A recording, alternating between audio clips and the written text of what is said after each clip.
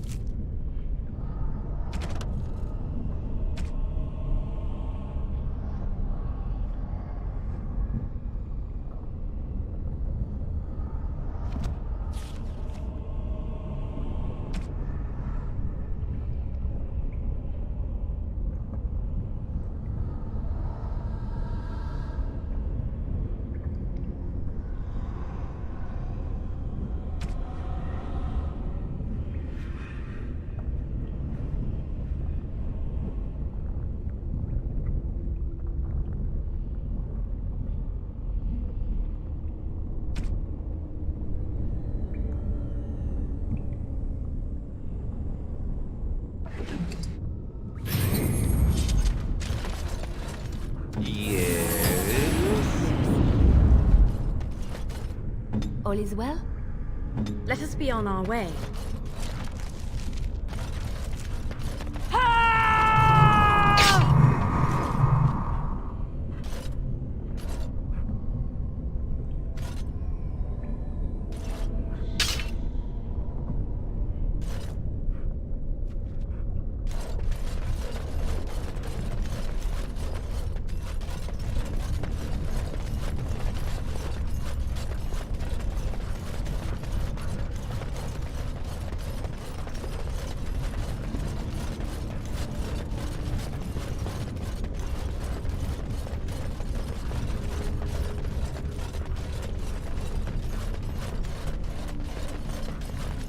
We must not exhaust our supplies.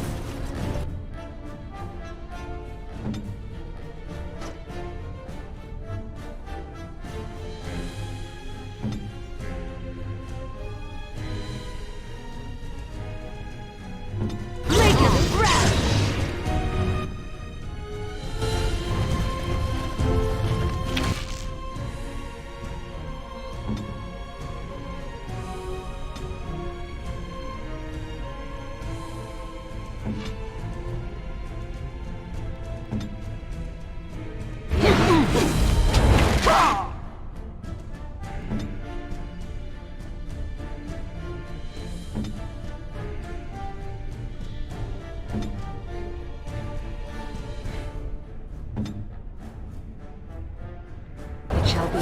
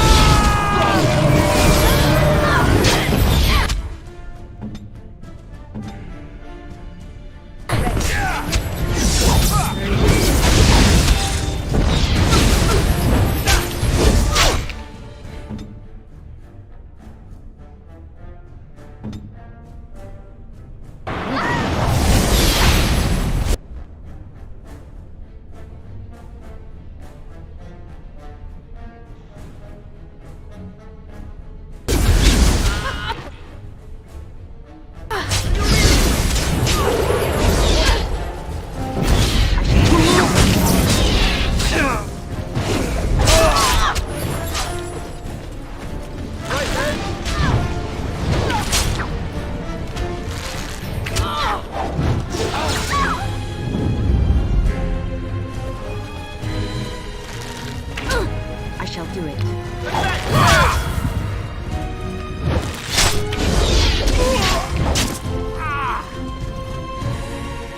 Very well.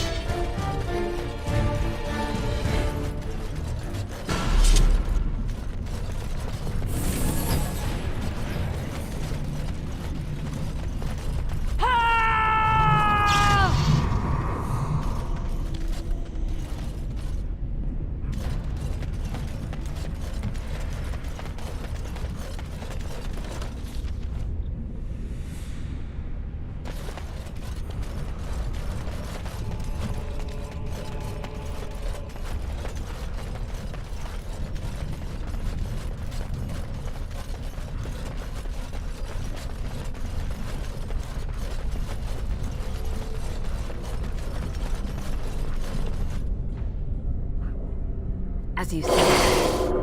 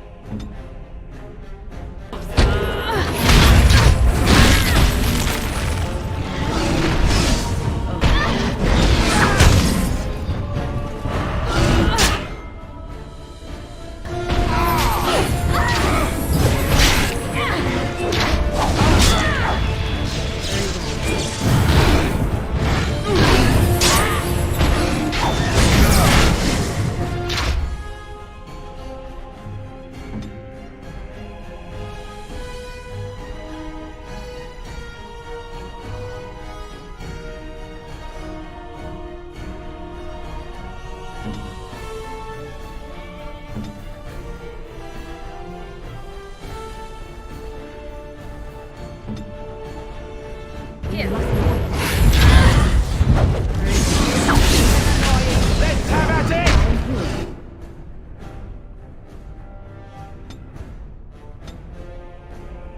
As you say.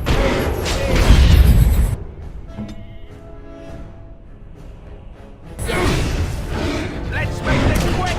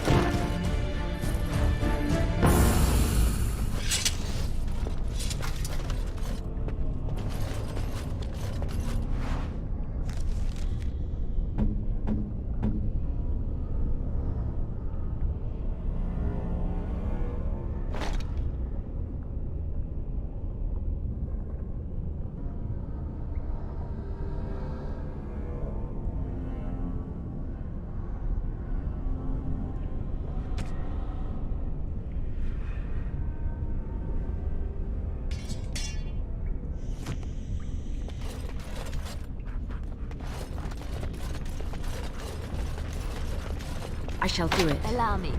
I could do that for you.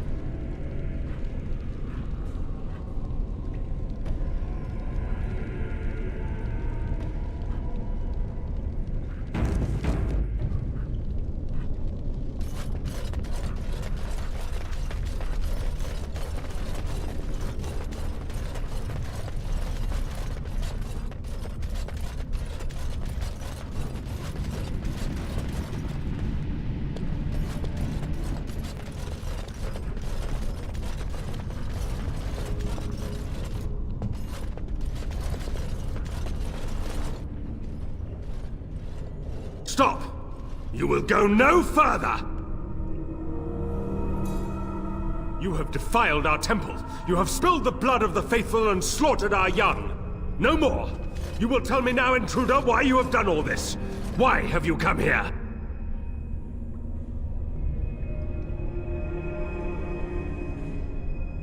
I am Father Colgrim, leader and guide to the disciples of Andraste. Kill us, and you will face Andraste. She will smell our blood, and the blood of her children on you, and her wrath will be great.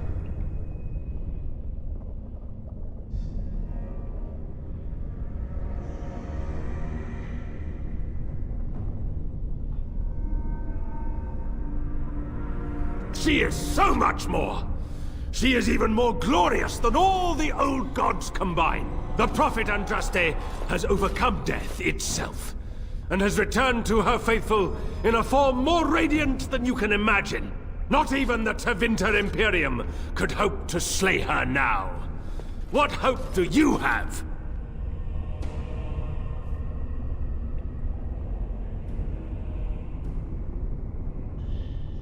They are still within this temple, but why do we need ashes when we serve the risen Andraste in all her glory?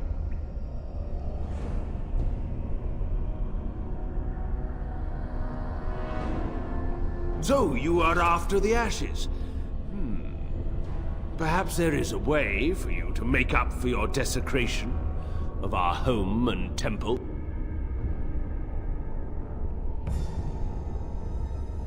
Perhaps, through Andraste's mercy, her greatest enemy will become her greatest champion.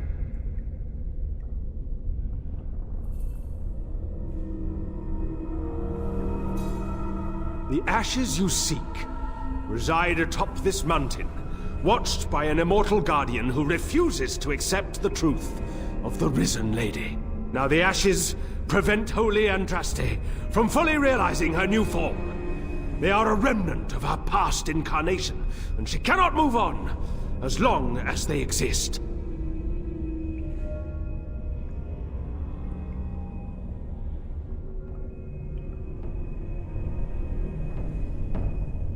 To arms, my brethren! Andraste will grant us victory!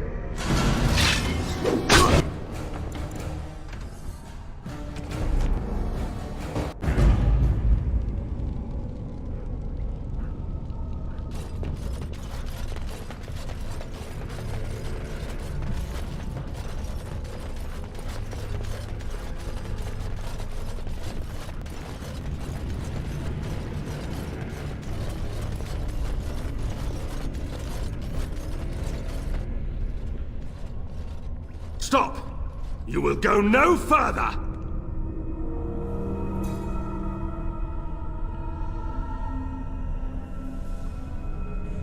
You have defiled our temple. You have spilled the blood of the faithful and slaughtered our young. No more! You will tell me now, intruder, why you have done all this. Why have you come here? I am Father Colgrim, leader and guide to the disciples of Andraste. Kill us, and you will face Andraste.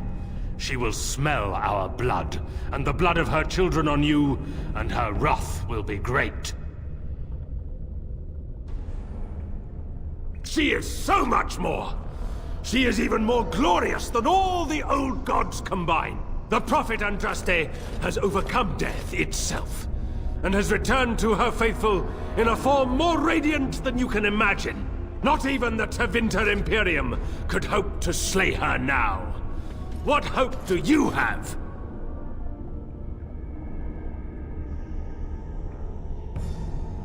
They are still within this temple, but why do we need ashes when we serve the risen Andraste in all her glory? So, you are after the ashes? Perhaps there is a way for you to make up for your desecration of our home and temple.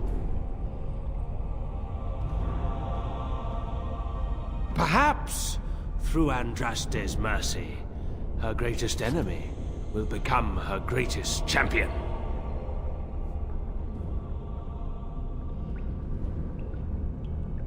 The ashes you seek reside atop this mountain, watched by an immortal guardian who refuses to accept the truth of the risen lady. Now the ashes prevent Holy Andraste from fully realizing her new form. They are a remnant of her past incarnation, and she cannot move on as long as they exist. The beloved needs to reclaim the ashes, to make them her own again. All it would take is a drop of her blood. Blood carries power, strength, knowledge! Through it, all the power that is held in the ashes will be returned to Our Lady.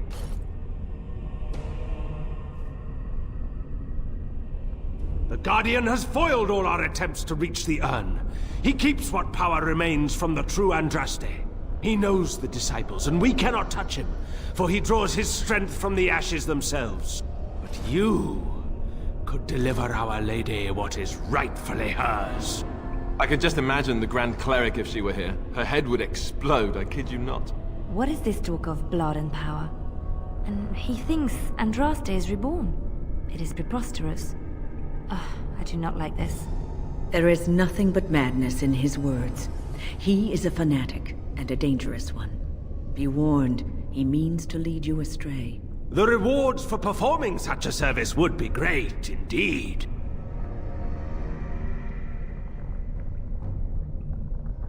No, he waits for pilgrims to come venerate the urn. He will assume that you are one of these. The task is simple. I give you a vial of the Holy Andraste's blood, and you empty the vial into the ashes. Whatever magic was held in the ashes will be undone, and our great lady will be freed from the shackles of her past life! I don't know if I like the idea of us helping this Colgrim. Once that is done, you will have earned your place as our honored sister.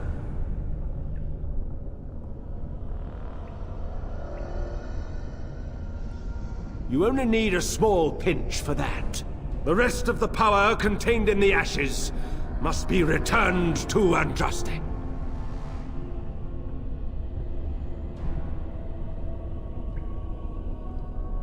There is a great power contained in blood.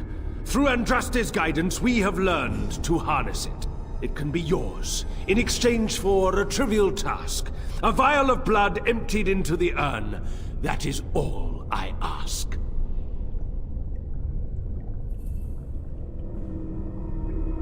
By the chantry that was established by those that murdered the first Andraste, why should you care what they forbid?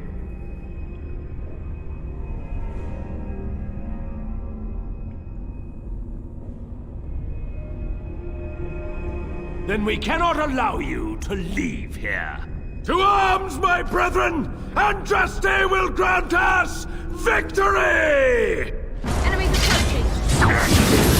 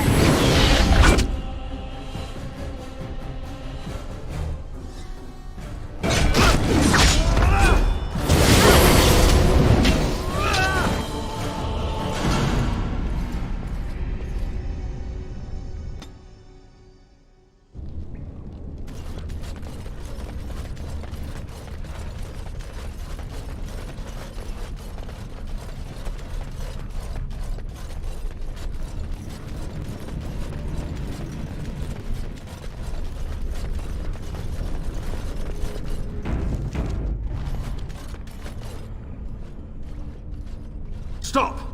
You will go no further! You have defiled our temple. You have spilled the blood of the faithful and slaughtered our young. No more! You will tell me now, intruder, why you have done all this. Why have you come here? You did this all for an ancient relic. Know this, stranger. The Prophet Andraste has overcome death itself, and has returned to her faithful in a form more radiant than you can imagine. Not even the Tevinter Imperium could hope to slay her now. What hope do you have?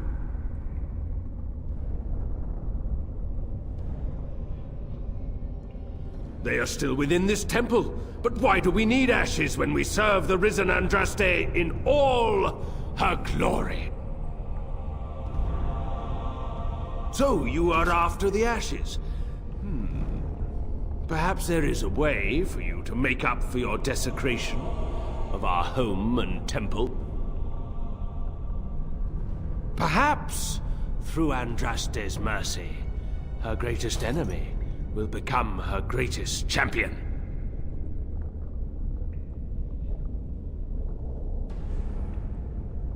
Allow me to introduce myself. I'm Father Colgrim. I lead the disciples of Andraste. The ashes you seek reside atop this mountain, watched by an immortal guardian who refuses to accept the truth of the risen lady. Now the ashes prevent Holy Andraste from fully realizing her new form. They are a remnant of her past incarnation, and she cannot move on as long as they exist.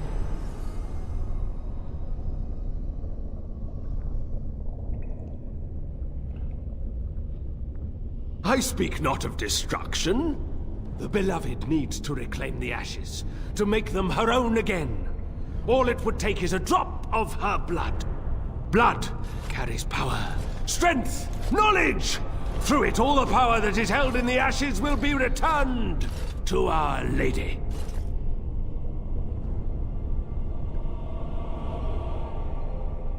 The Guardian has foiled all our attempts to reach the urn. He keeps what power remains from the true Andraste.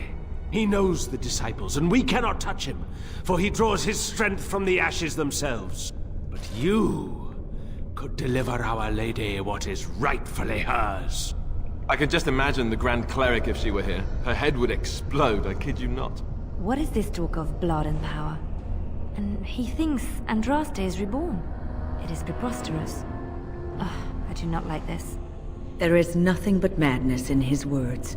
He is a fanatic, and a dangerous one. Be warned, he means to lead you astray. The rewards for performing such a service would be great, indeed.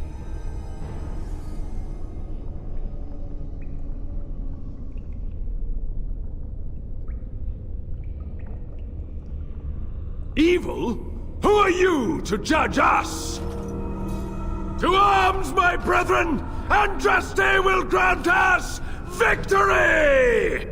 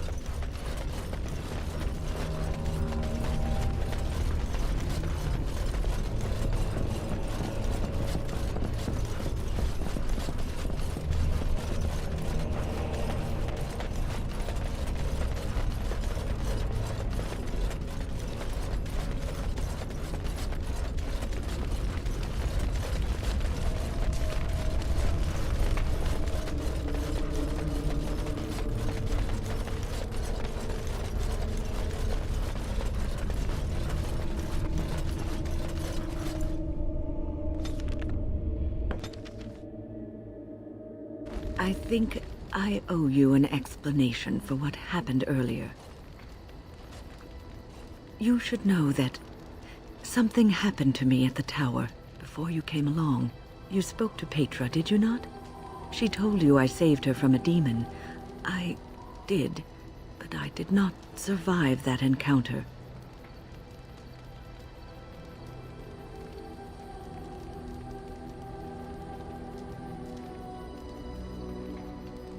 Let me explain fully.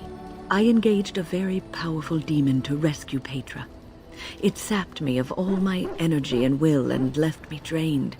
It took everything I had to defeat it. And when I was done, I no longer had the strength to keep my heart beating. I remember my life ebbing away. Everything receded from me. Sound, light. I remember being enveloped in complete, impenetrable darkness. And then I sensed a presence enfolding me and cradling me, whispering quietly to me. The sensation is impossible to describe. I was being held back, firmly but gently, as a mother would a child, eager to slip from her grasp. I felt life and warmth flowing through my veins again.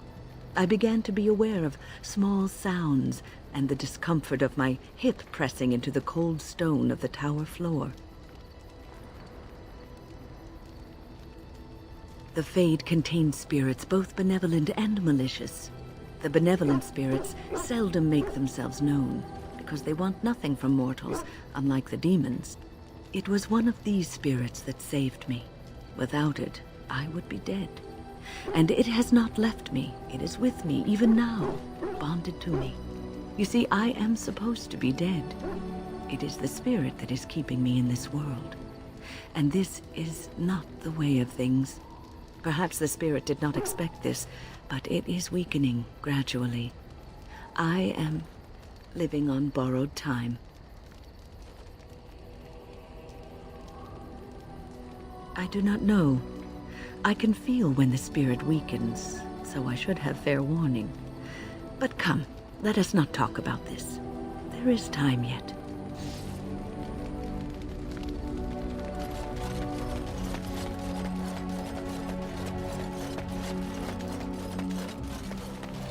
You and your friends are formidable folk, indeed. It's good to have you along on the road.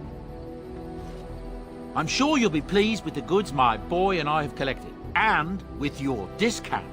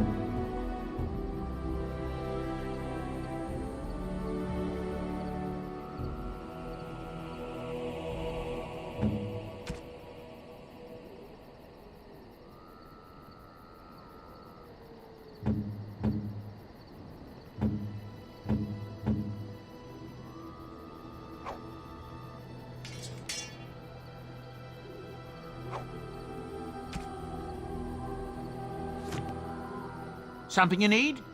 I'm sure either my boy or I can help you out. I'm sure you'll be pleased with the goods my boy and I have collected, and with your discount.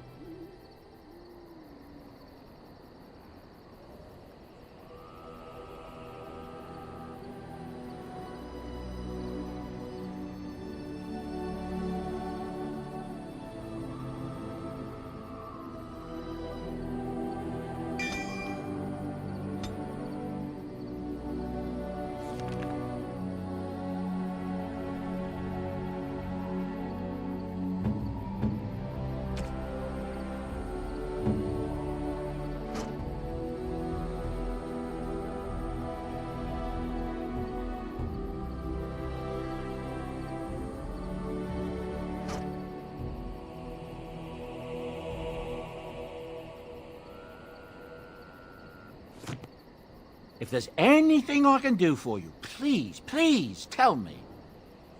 I'm sure you'll be pleased with the goods my boy and I have collected, and with your discount.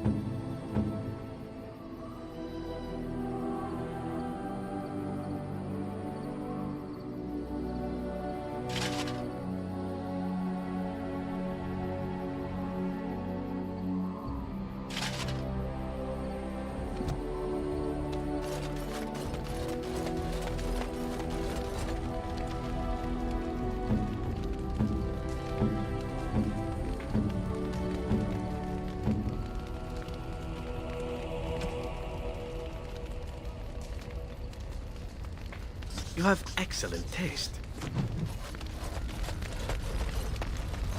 I've a question, if I may. Well, here's the thing. I swore an oath to serve you, yes? And I understand the quest you're on, and this is all very fine and well. My question pertains to what you intend to do with me once this business is over with, as a point of curiosity.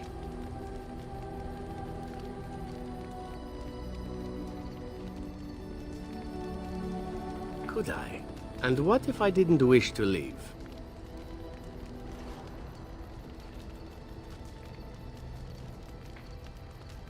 Indeed. I might even be glad to call myself such, come to think of it. It is good to know what my options might be, but that is for another time. For now, we have much to do, yes?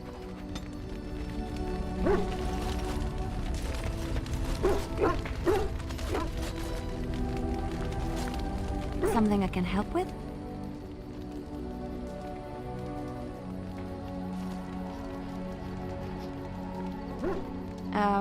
I don't think you have the correct aptitude. I could give you some pointers, though. You may be able to pass them on to someone you know. Let's just go over there, away from the others. For safety, yes? I expect there shall be daggers flying about willy-nilly for a time.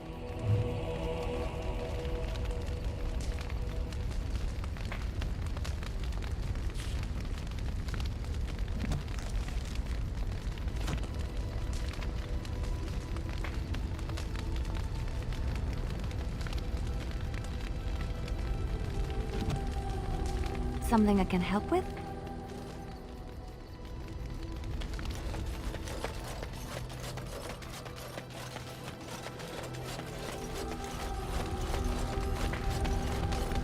I await your command.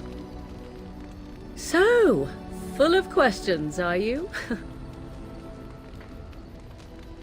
I cannot teach you, no, but any other mages that cared to learn, yes, I could do that. Send whoever you wish my way, and I shall teach them what I can in the camp, provided they possess the will to even make the attempt.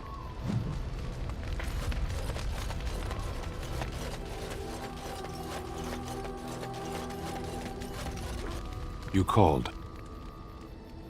I am hardly surprised. To put it lightly, no one has a place here. Your farmers wish to be merchants. The merchants dream of being nobles, and the nobles become warriors. No one is content to be who they are. Very well. As you wish.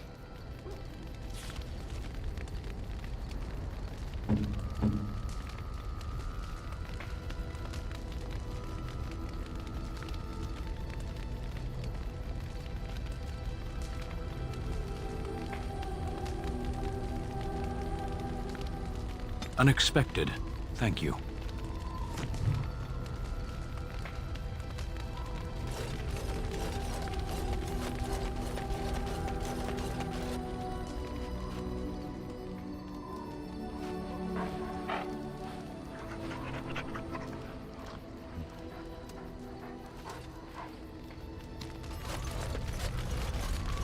Something you need, my dear? Of course. Such as they are. About the Grey Wardens, anyhow. Fair enough. Something you need, my dear?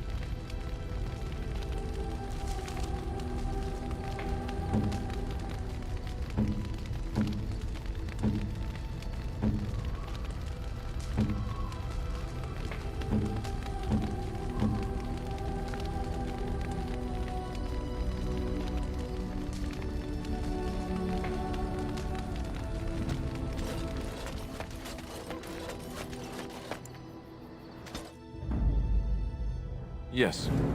Indeed. Yes.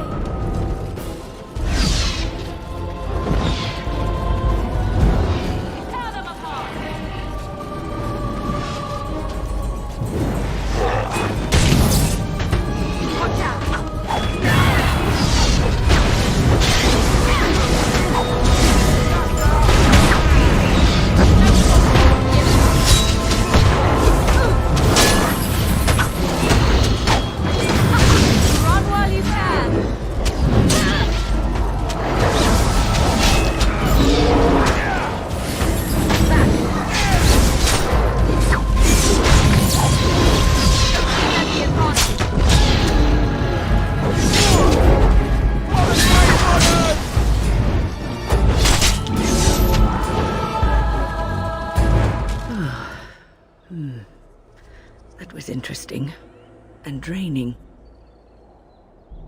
I called forth the spirit that sustains me so that it could lend us aid. I did not realize it would take this much out of me. It seemed a good idea at the time, if a little rash. I think it may have weakened the spirit a little.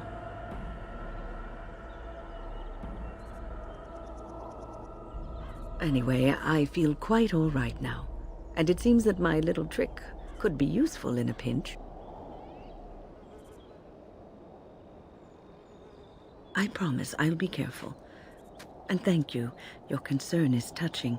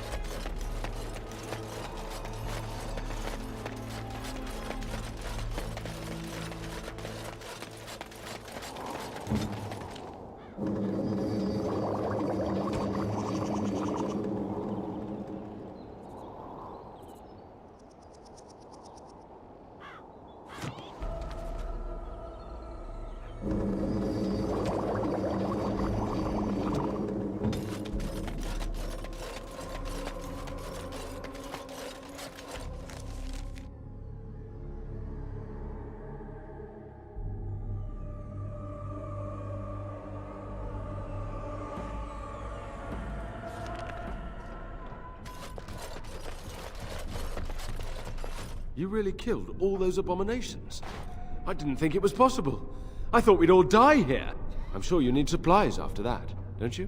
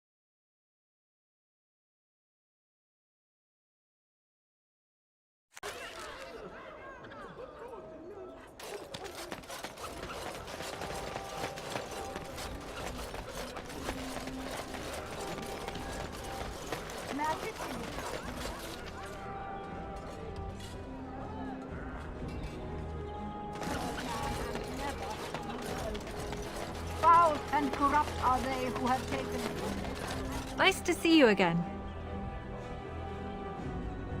Really? Oh, pardon my incredulity. I would like to examine them in any event.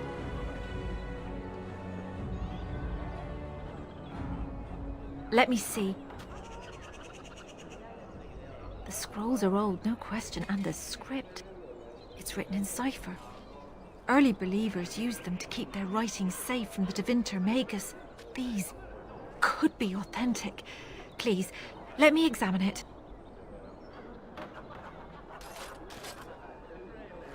I need parchment, quill, and ink.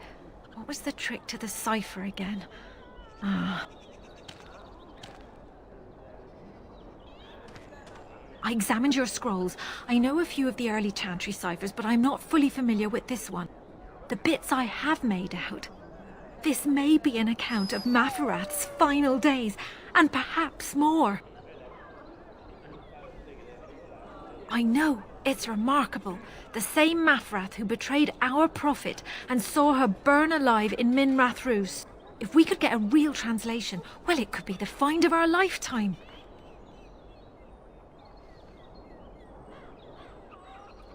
It could take months. The ciphers were designed to be difficult for the Magisters to decrypt. Who knows what secrets we can uncover, what truths we can find. Here is all of the allowance I have for acquisitions. Take it and go. 1,000 blessings.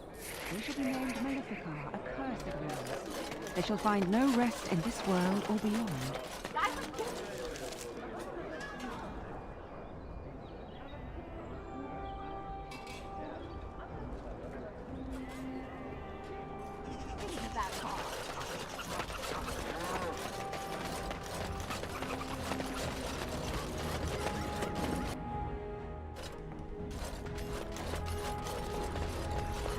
Welcome back. You looking for fine armor?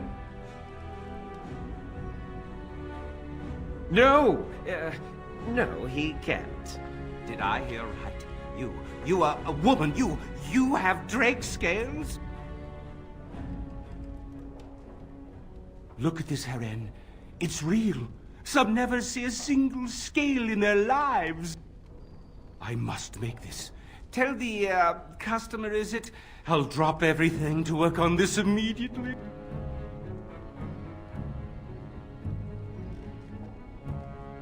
Cost. I should be paying you, friend, for the right, no, the privilege.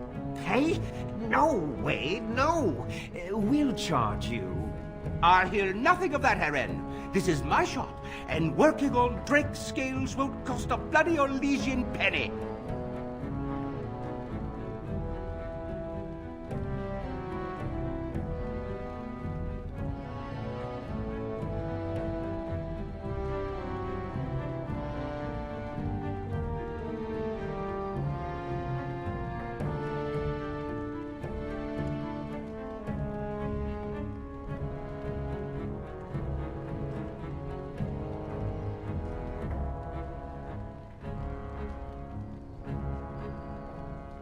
It will take however long it takes. Don't rush the masterpiece, my good lady.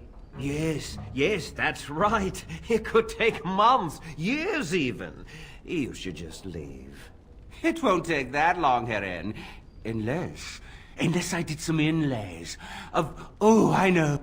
Yes, it wouldn't be complete without the, inlays. Of course, the customer would have to agree.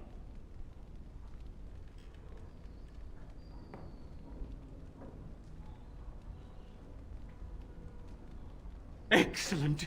You won't regret it. Think of the possibilities, Heren. Think of it. I'm trying to stop.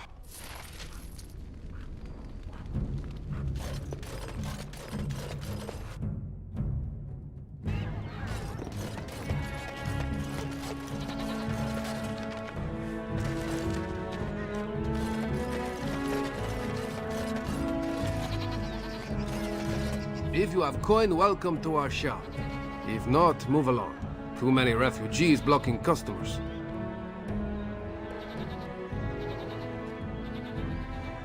Oh, yes.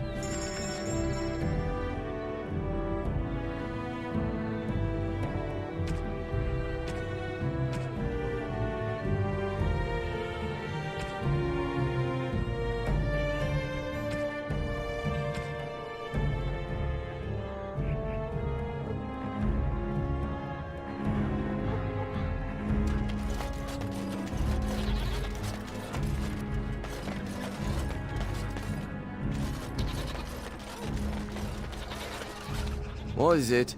I have work to do. What does it say? Ah, I knew this would happen. Just when I was starting to get good. Well, thanks, I guess.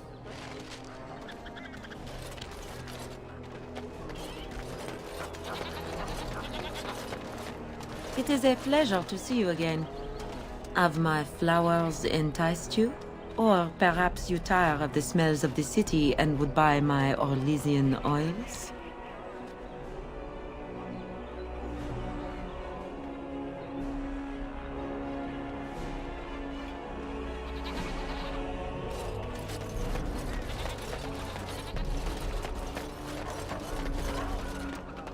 Welcome back. Is there something else you'd like to look at? Only the finest crafts, straight from Orzammar. every piece comes with a stamp of assurance from my wife's father, the best smith in Denerim.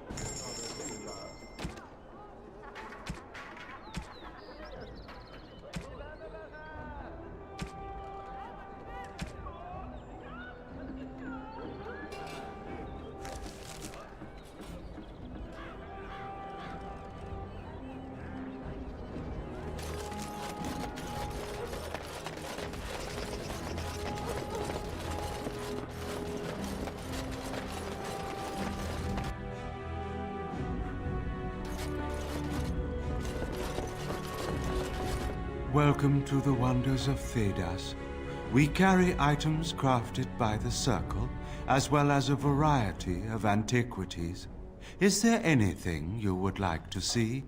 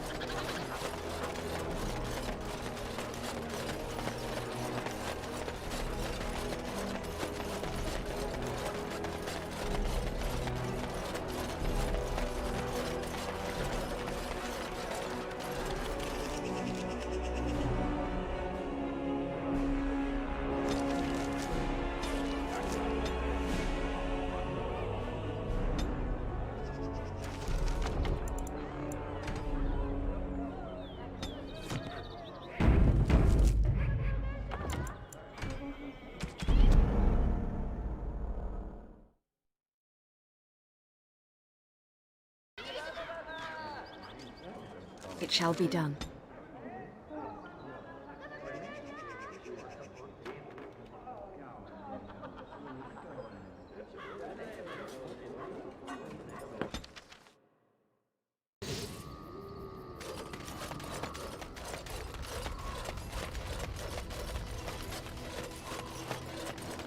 You and your friends are formidable folk, indeed. It's good to have you along on the road.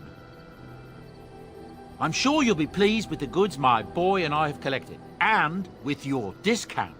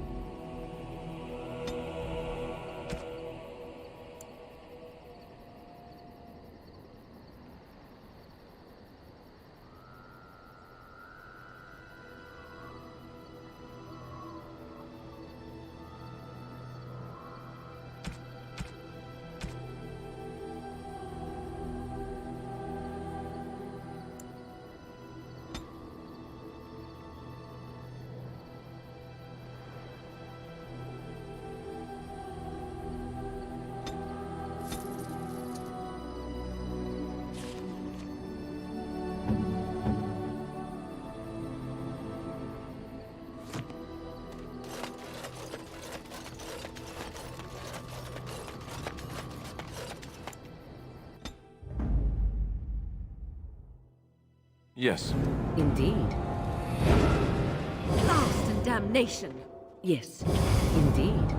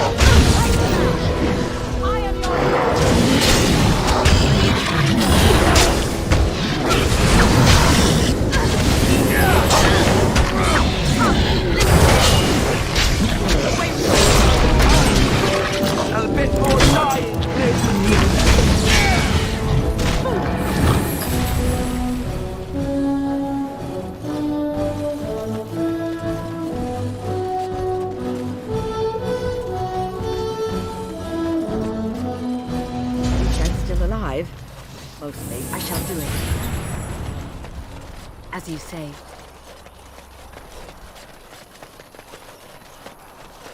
It shall be done.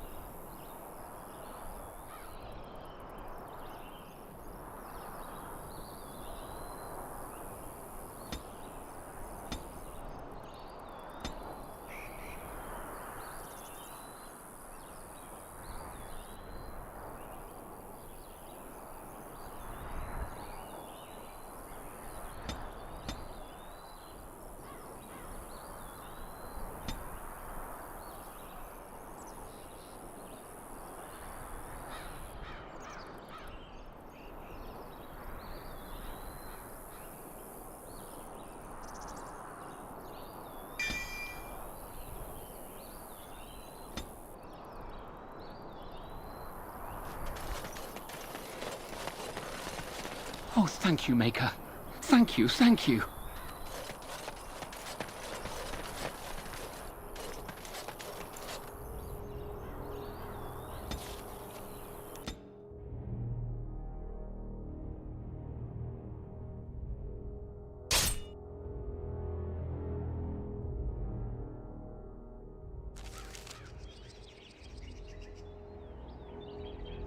How did a child survive that?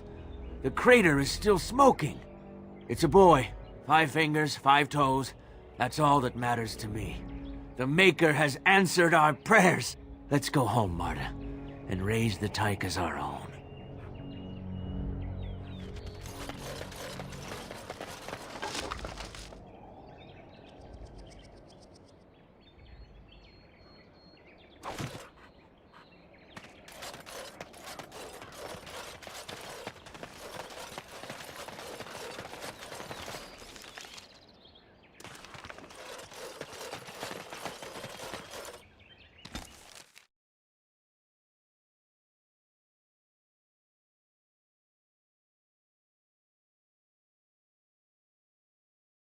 Get your horses off Ben Talman's land. We won't bend needle again. Loghain is the regent. He demands your... We're not Orlesian lickspittles. We owe no man our allegiance. Leave! Take their lands by force, men. Regent's orders.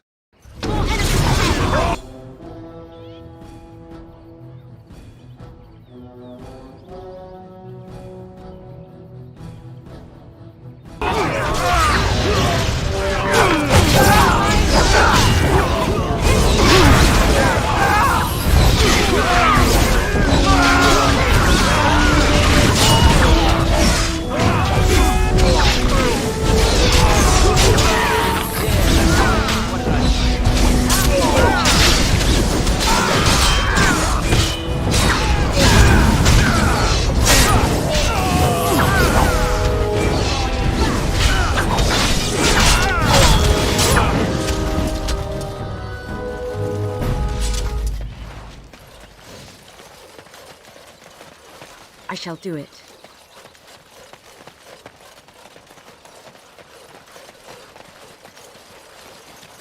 We showed those Loghain upstarts.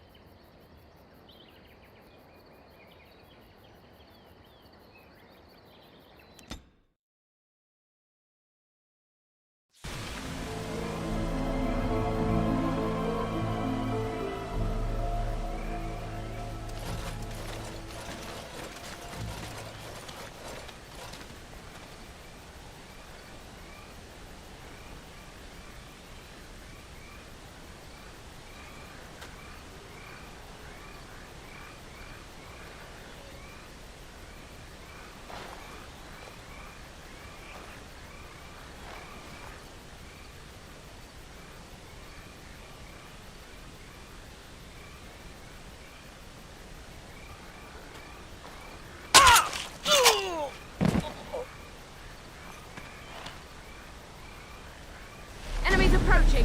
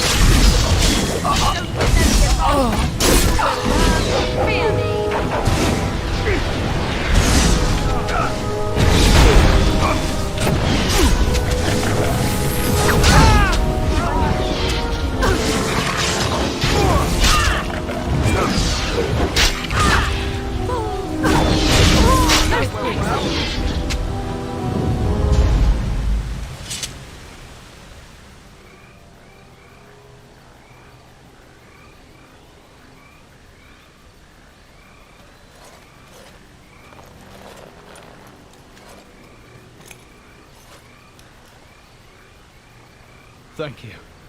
I didn't expect the band's men to notice my escape so quickly. I tried to hide here in the woods, but there wasn't time. And now I'm a dead man.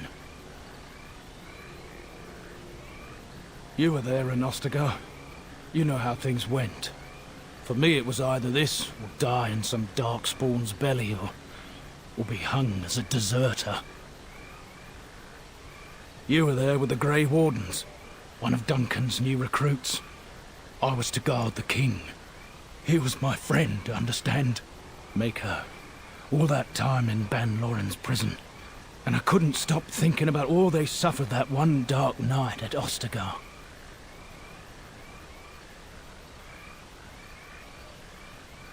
I know.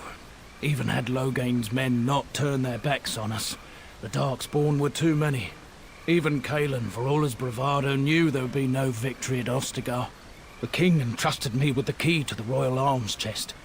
If anything were to happen to him, he said, it was vital I deliver it to the Wardens.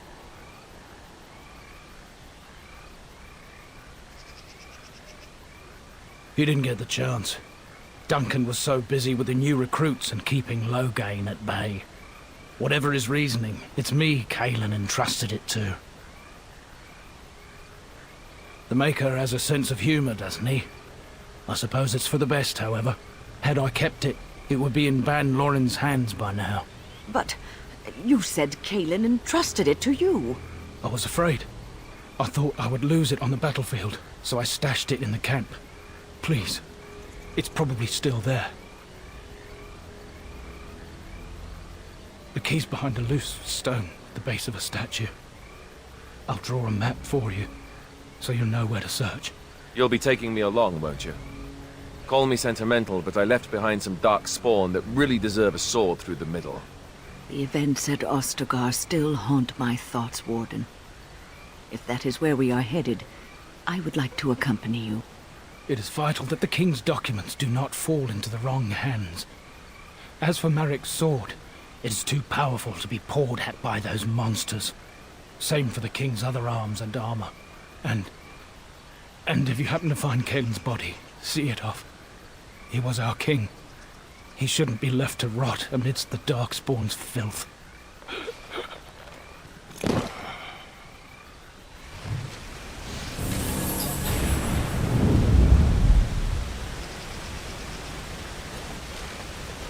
It shall be done.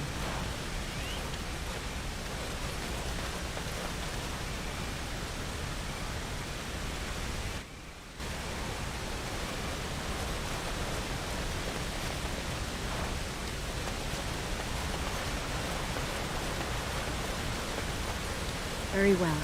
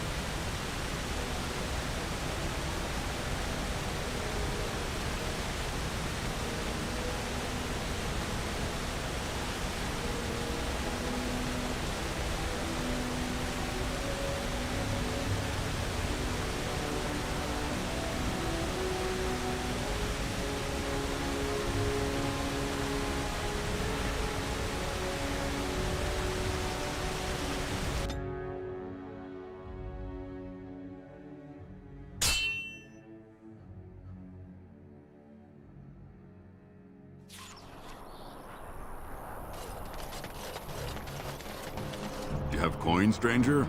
With Orzammar closed off, old Tegrin can get you a discount. Fine weapon and arms, dwarven made.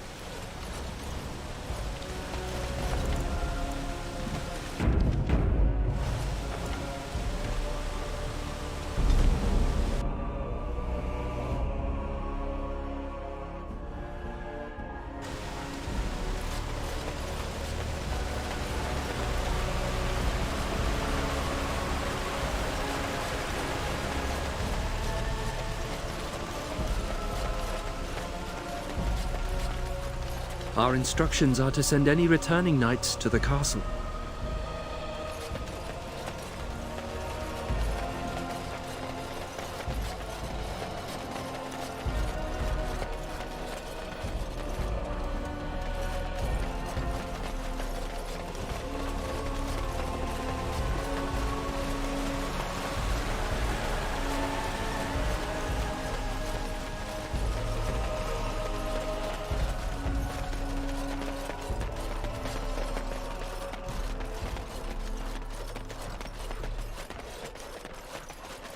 I shall do it. Well. If it isn't the hero of the day, what can I get you? Right, I've got some supplies too, in case you're interested. With the store closed down, it doesn't hurt to pick up some of the slack, eh?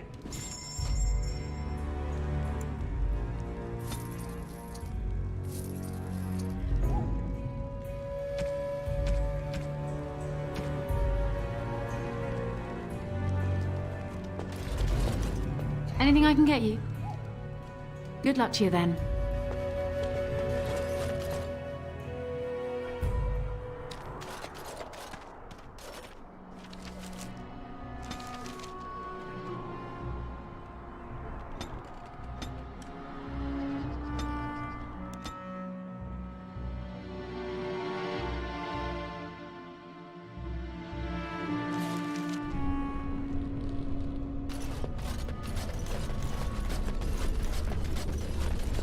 You're back. Have you reached the urn? I am glad to see you are safe. Are there many of them? I think so. I haven't seen sign of anyone. You must be keeping them busy. If I hear anything strange, I'll be sure to hide.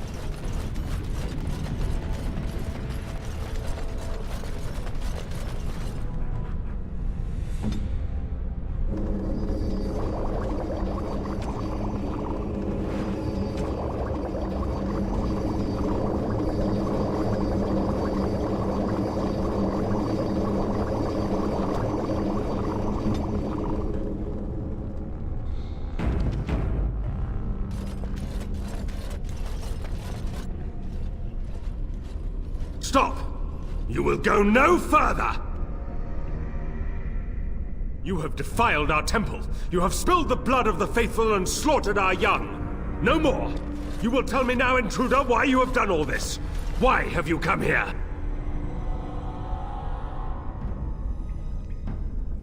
You did this all for an ancient relic. Know this, stranger. The Prophet Andraste has overcome death itself, and has returned to her faithful in a form more radiant than you can imagine. Not even the Tevinter Imperium could hope to slay her now. What hope do you have? They are still within this temple, but why do we need ashes when we serve the risen Andraste in all her glory? So, you are after the ashes? Perhaps there is a way for you to make up for your desecration of our home and temple. Perhaps, through Andraste's mercy, her greatest enemy will become her greatest champion.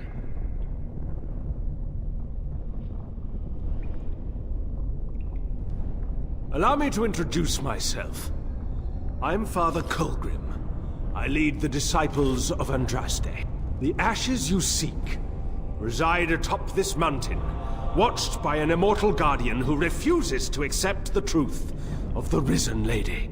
Now the ashes prevent Holy Andraste from fully realizing her new form. They are a remnant of her past incarnation, and she cannot move on as long as they exist.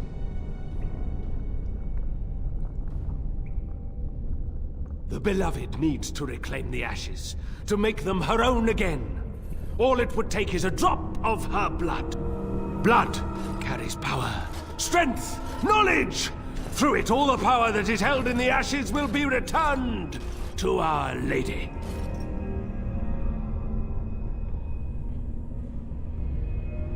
The Guardian has foiled all our attempts to reach the urn.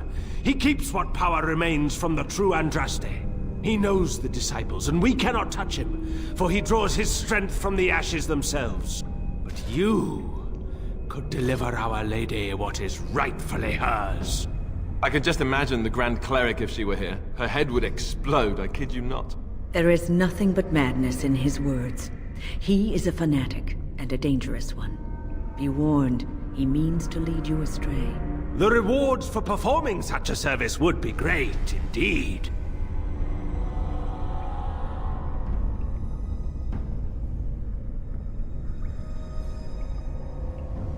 Evil? Who are you to judge us? To arms, my brethren! Andraste will grant us victory!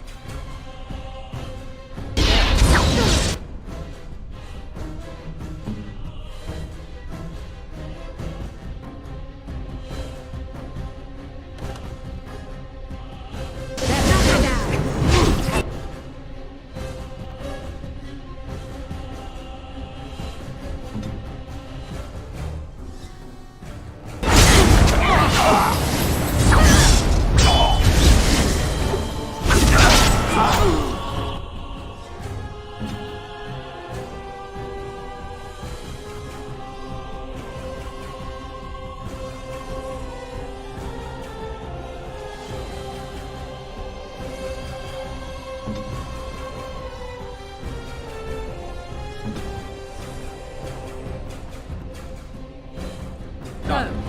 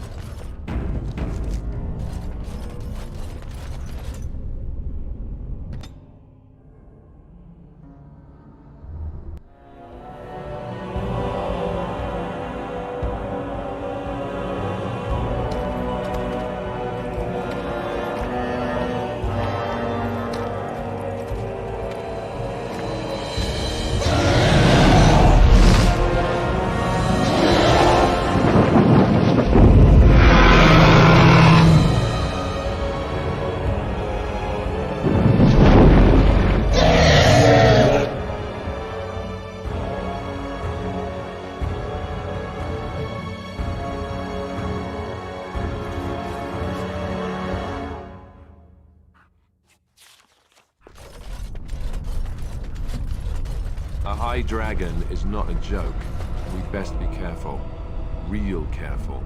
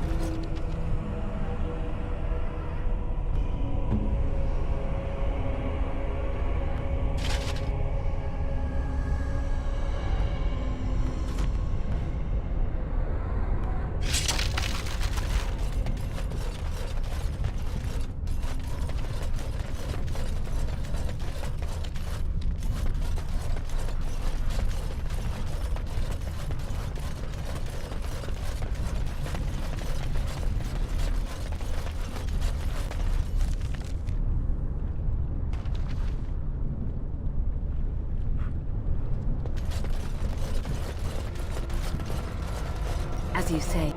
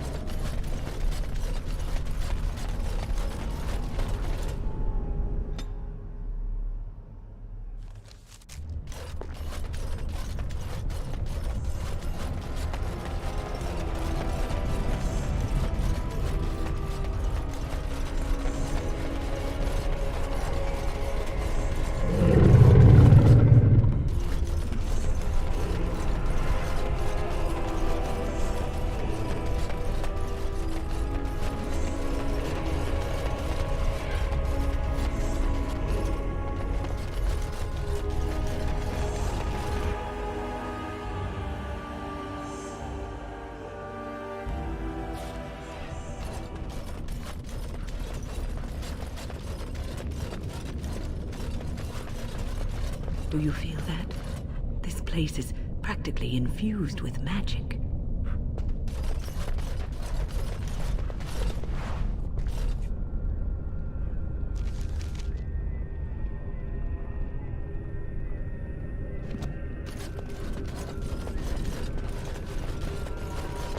It is begun.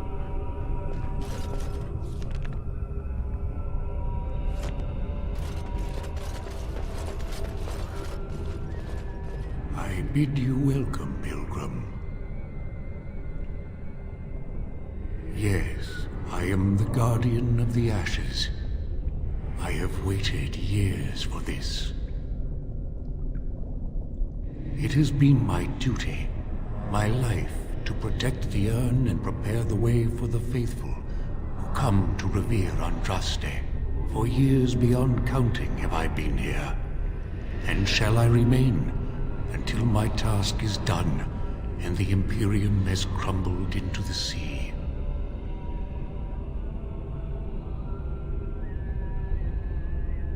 Ah, is it not?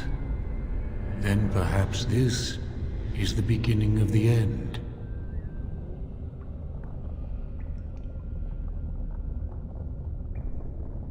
Colgrim knows not of what he speaks. His heart is laced with poison, and he has led many astray.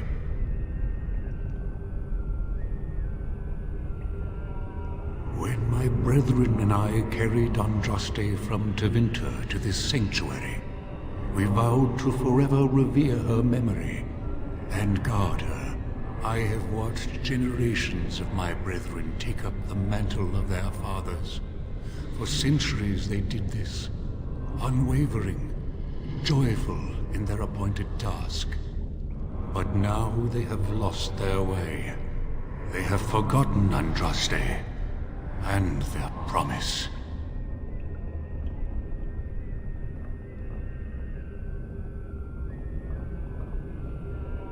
No, our Andraste has gone to the Maker's side. She will not return. The dragon is a fearsome creature, and they must have seen her as an alternative to the absent Maker and his silent Andraste. A true believer would not require audacious displays of power.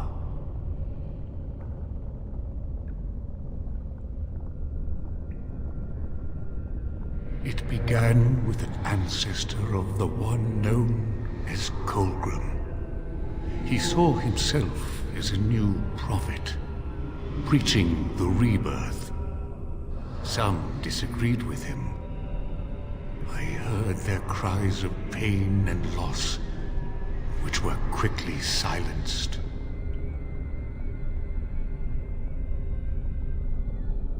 The Maker will sit in judgment of them when the time comes.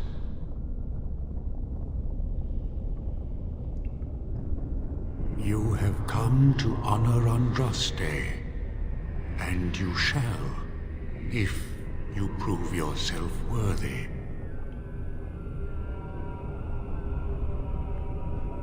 Then you will not come to the Ashes. It is not my place to decide your worthiness. The Gauntlet does that. If you are found worthy, you will see the urn and be allowed to take a small pinch of the ashes for yourself. If not...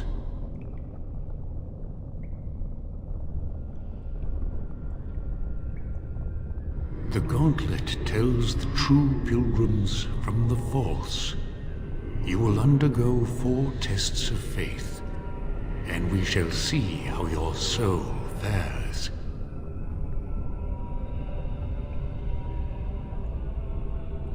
You will understand what it is when you face it. Before you go, there is something I must ask. I see that the path that led you here was not easy. There is suffering in your past. Your suffering, and the suffering of others. You abandoned your father and mother, leaving them in the hands of Rendon Howe, knowing he would show no mercy. Do you think you failed your parents?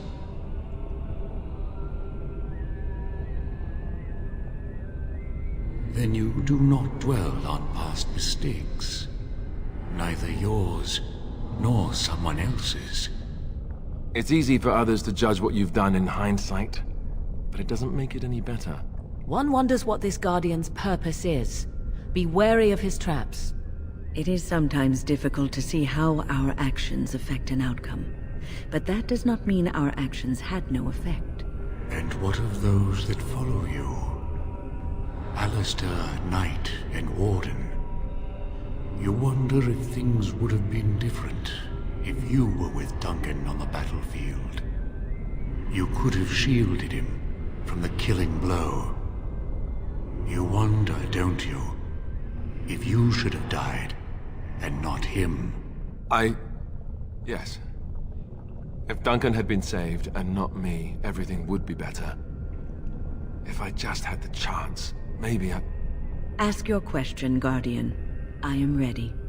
You are ever the advisor, ready with a word of wisdom. Do you wonder if you spout only platitudes, burned into your mind in the distant past? Perhaps you are only a tool, used to spread the word of the Circle and the Chantry. Does doubt ever chip away at your truths? You framed the statement in the form of a question, yet you already know our answers. There is no sense in hiding, is there? Yes, I do doubt at times. Only the fool is completely certain of himself. And you, Morrigan, Flemeth's daughter, what? Begone, spirit. I will not play your games. I will respect your wishes. The way is open. Good luck, and may you find what you seek.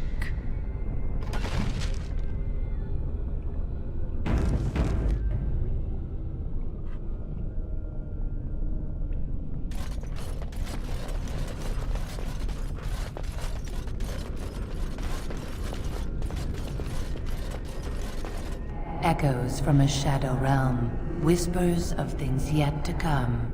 Thought's strange sister dwells in night, is swept away by dawning light. Of what do I speak?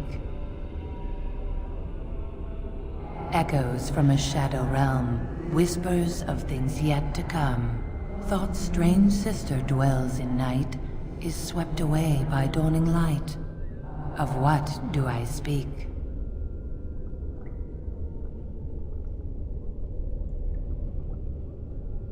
Echoes from a shadow realm, whispers of things yet to come. Thought's strange sister dwells in night, is swept away by dawning light. Of what do I speak? A dream came upon me as my daughter slumbered beneath my heart. It told of her life, and of her betrayal and death. I am sorrow and regret.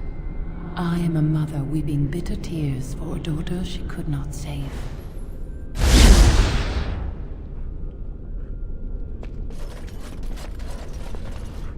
The smallest lark could carry it, while a strong man might not.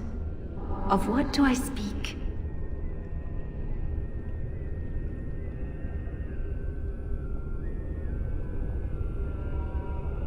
Yes, I was Andraste's dearest friend in childhood, and always we would sing. She celebrated the beauty of life, and all who heard her would be filled with joy. They say the Maker himself was moved by Andraste's song, and then she sang no more of simple things.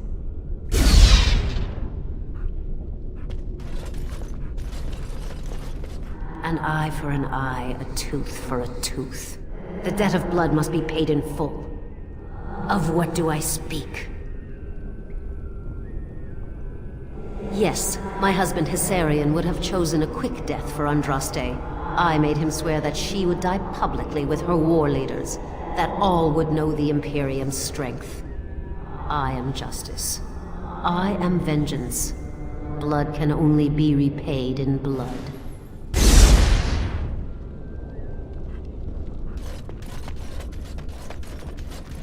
I'd neither a guest nor a trespasser be. In this place I belong, that belongs also to me. Of what do I speak? I'd neither a guest nor a trespasser be. In this place I belong, that belongs also to me. Of what do I speak? It was my dream for the people to have a home of their own, where we would have no masters but ourselves. The enemy of my enemy is my friend, and thus we followed Andraste against the Imperium. But she was betrayed, and so were we.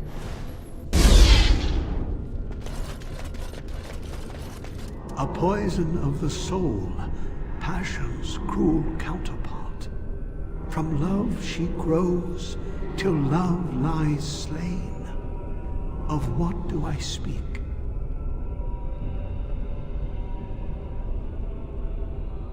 Yes, jealousy drove me to betrayal.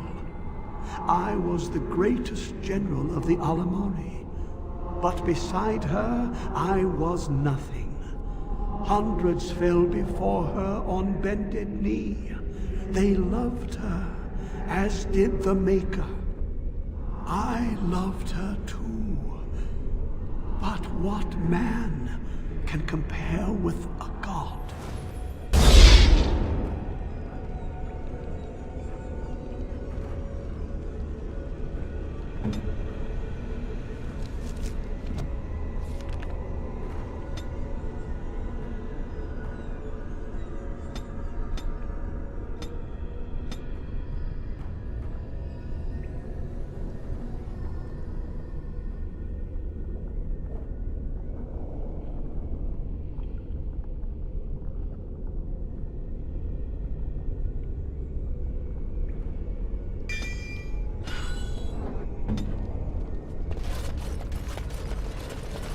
The bones of the world stretched towards the sky's embrace, veiled in white, like a bride greeting her groom.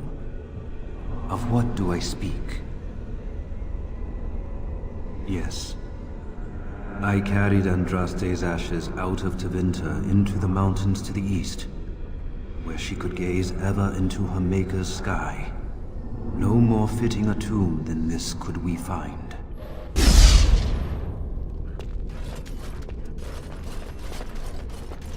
She wields the broken sword, and separates true kings from tyrants.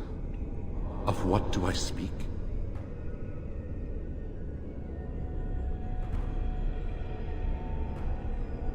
Yes, I could not bear the sight of Andraste's suffering, and mercy bade me end her life.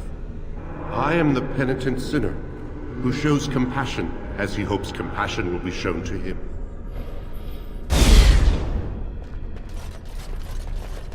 No man has seen it, but all men know it.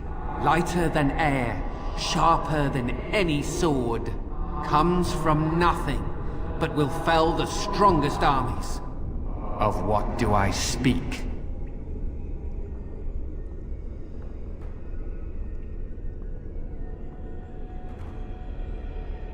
No man has seen it, but all men know it.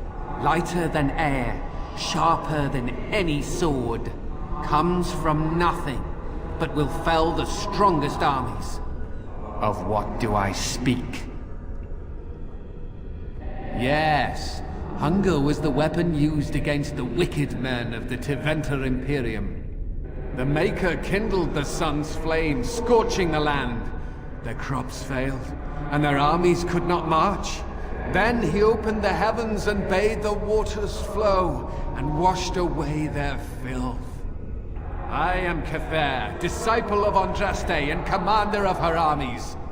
I saw these things done, and knew the Makers smiled on us.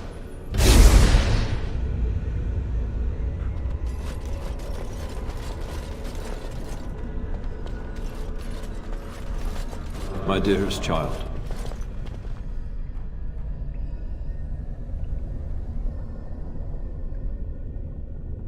You know that I am gone, and all your prayers and wishes will not bring me back.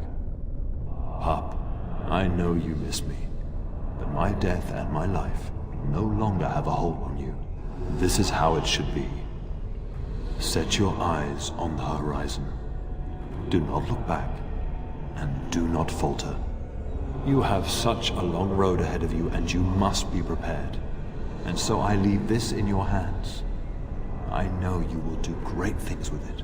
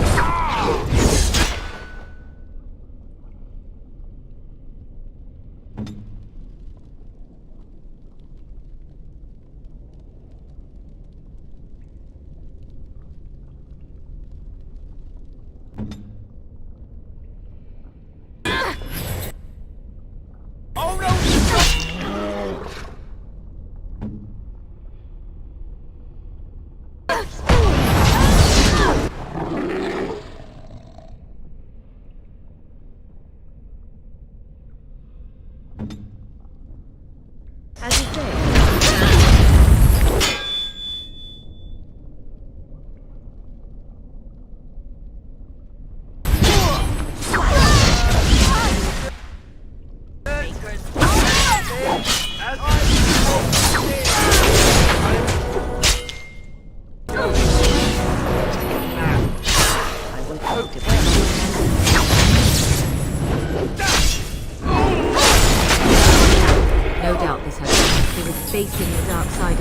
soul or some such rubbish.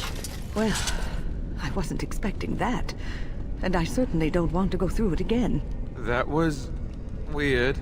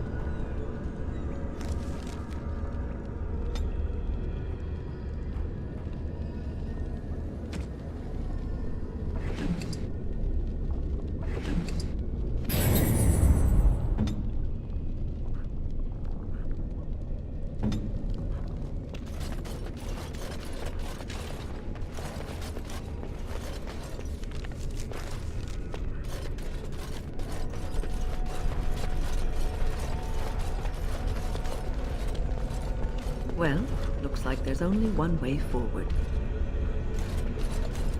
Hey, you see those thingies over on the side of that huge chasm? I bet they're used for something. Maybe I should touch them or stand on them? Look at that. I don't think it's solid enough to stand on, but it's a start.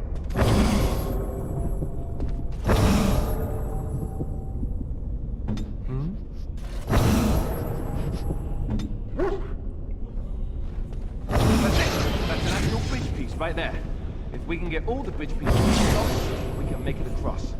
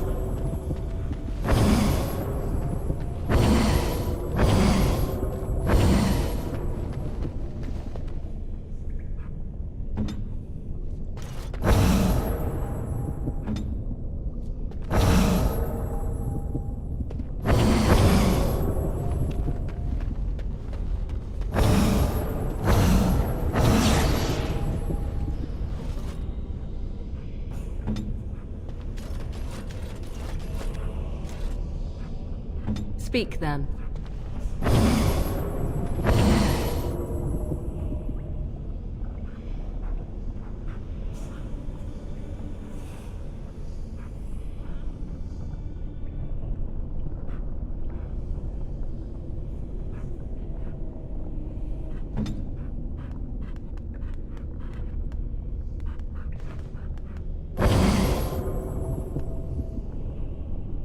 Of course.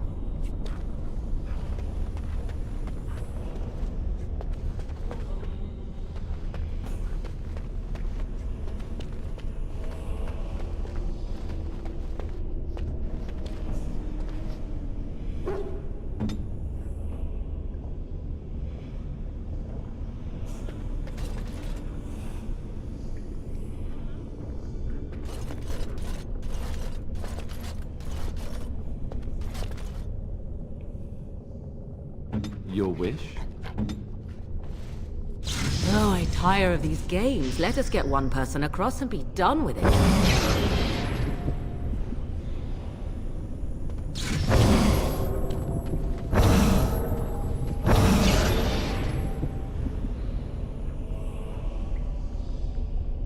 You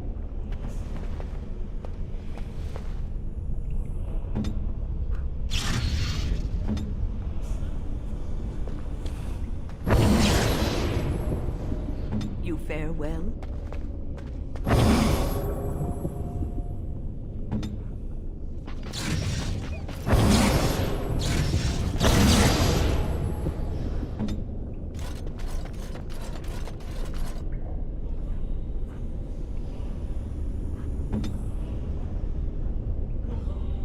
Command me.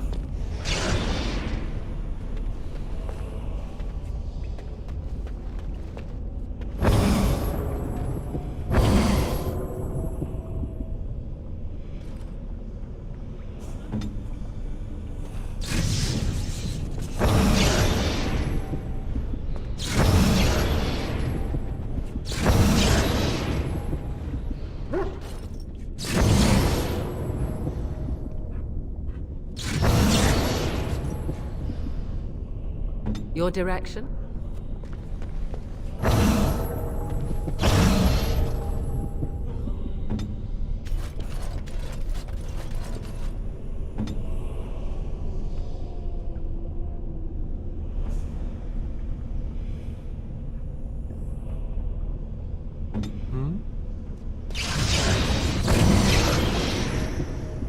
What would you like?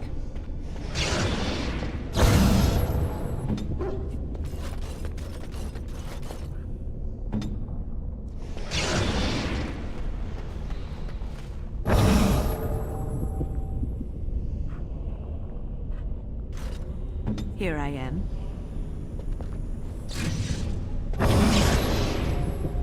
Your wish?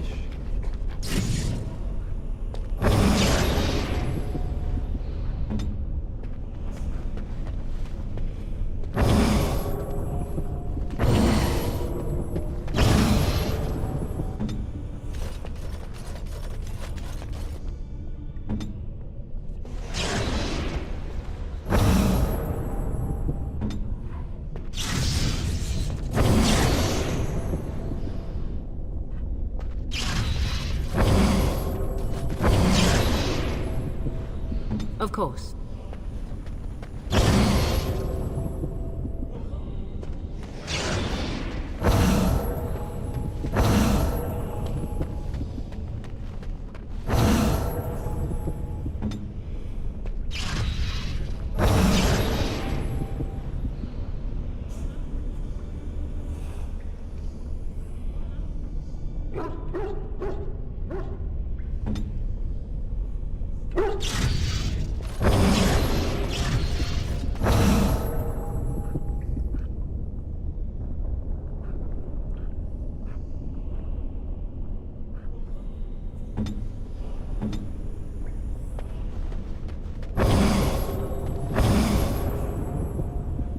What would you like?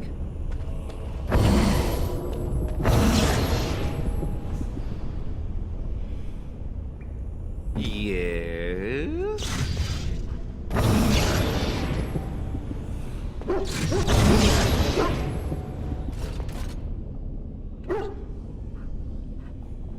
You fare well?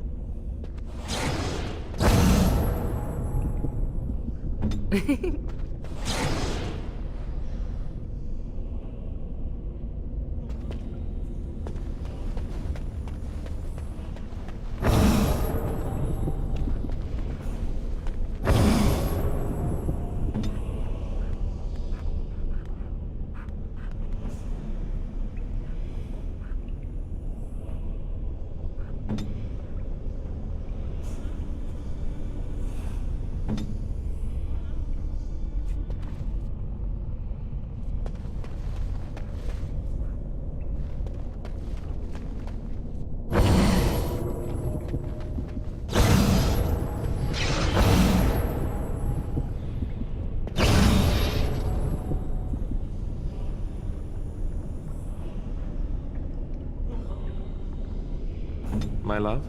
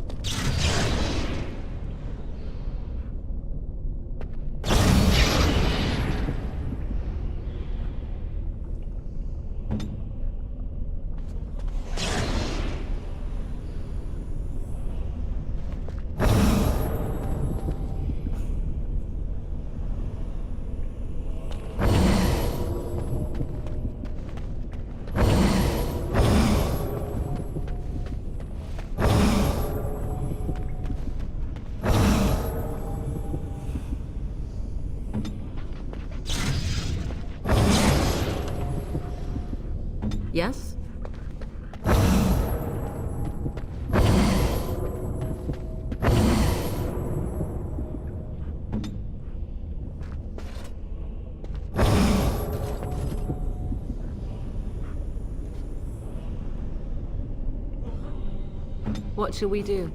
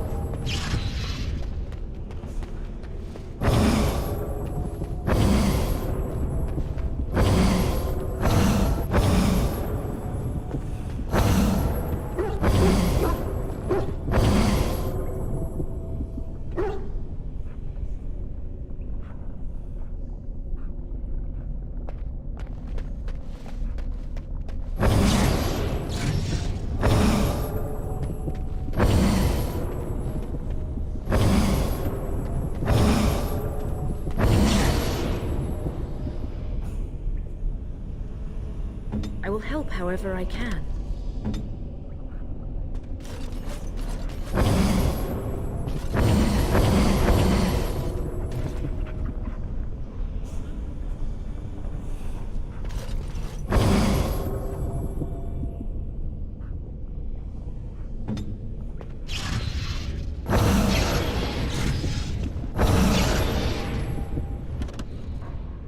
Your wish?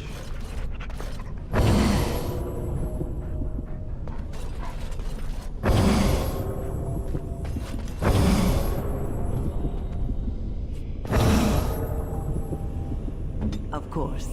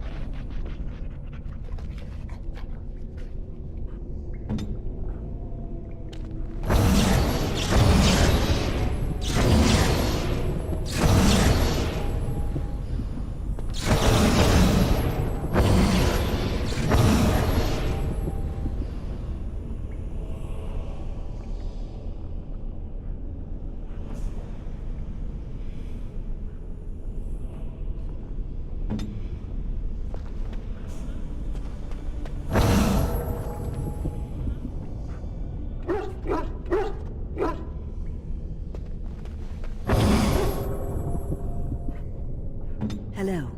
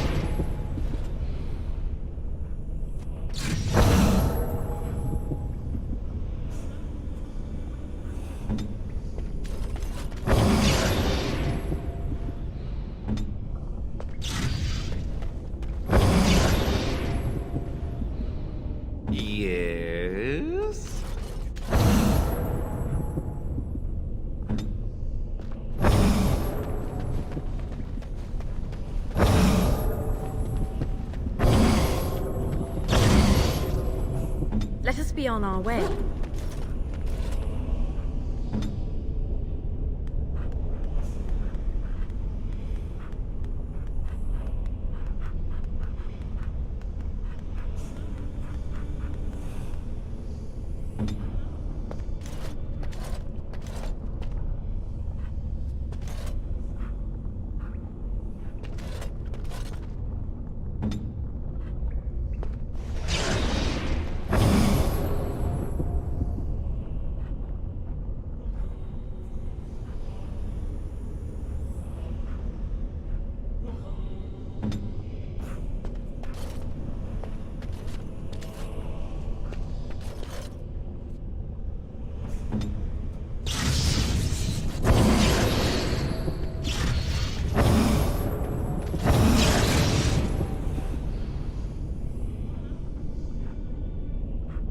You would like something?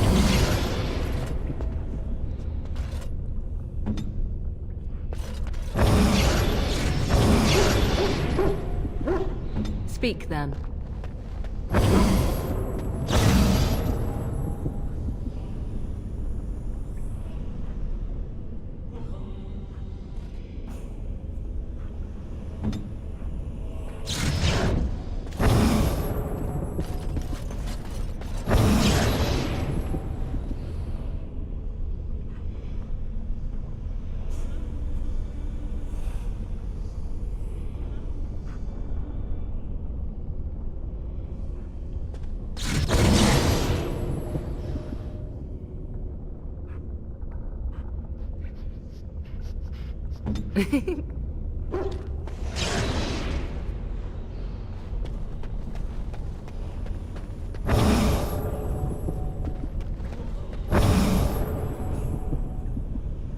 Your wish?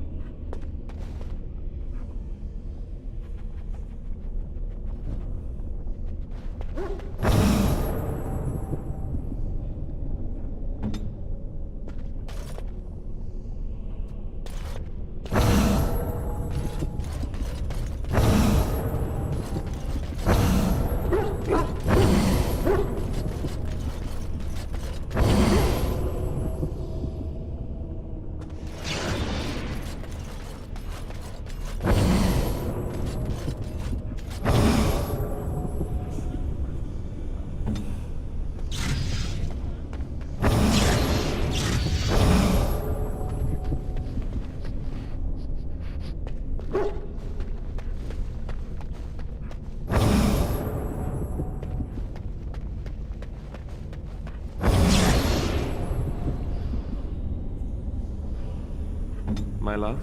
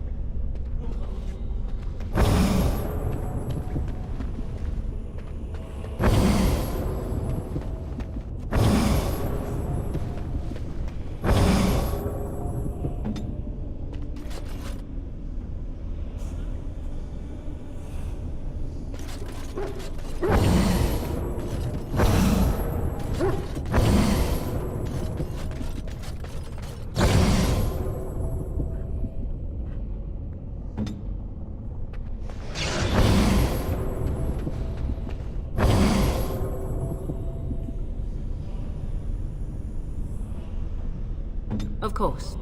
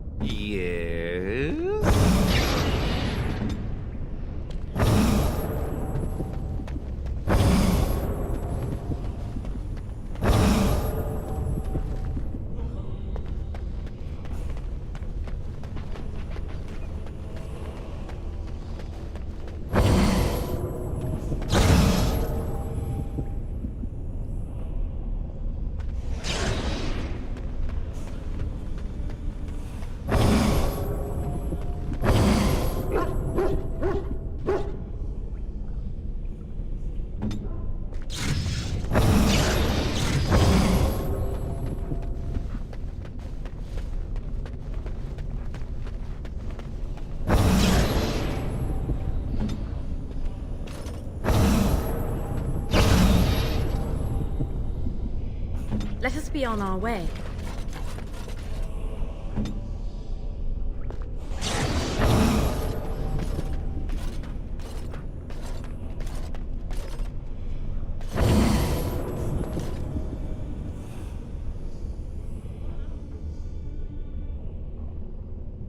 What would you like?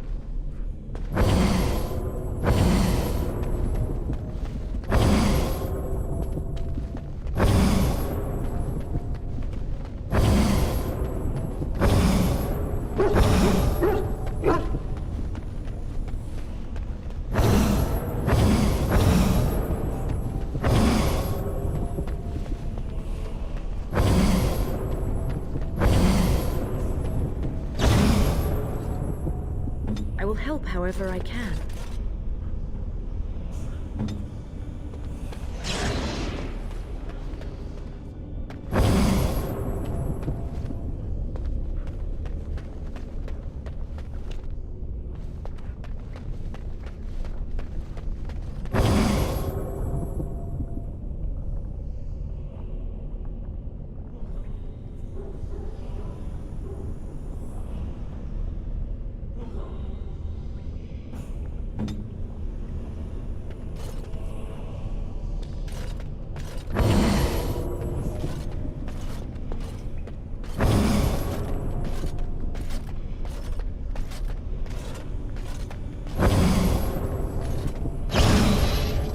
What would you like?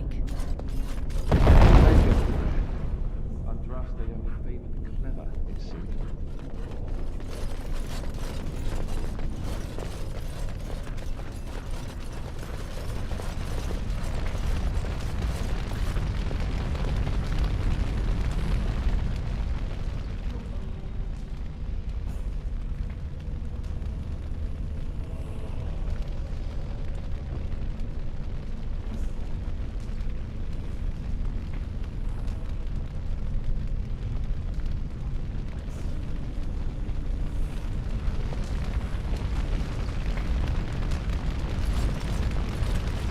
You have been through the trials of the Gauntlet.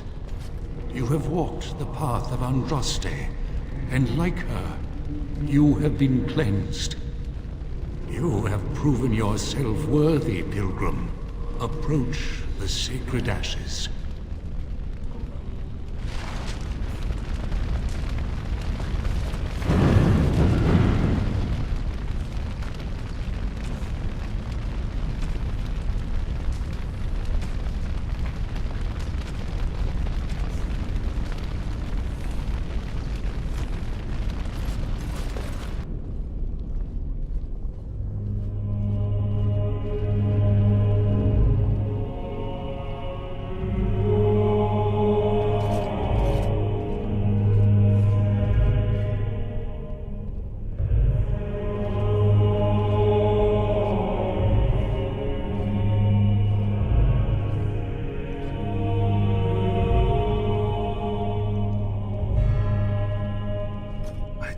Anyone could succeed in finding Andraste's final resting place. But here she is. I stand in awe. Really? I could not have asked for a greater honor than to be here. I will never forget this feeling.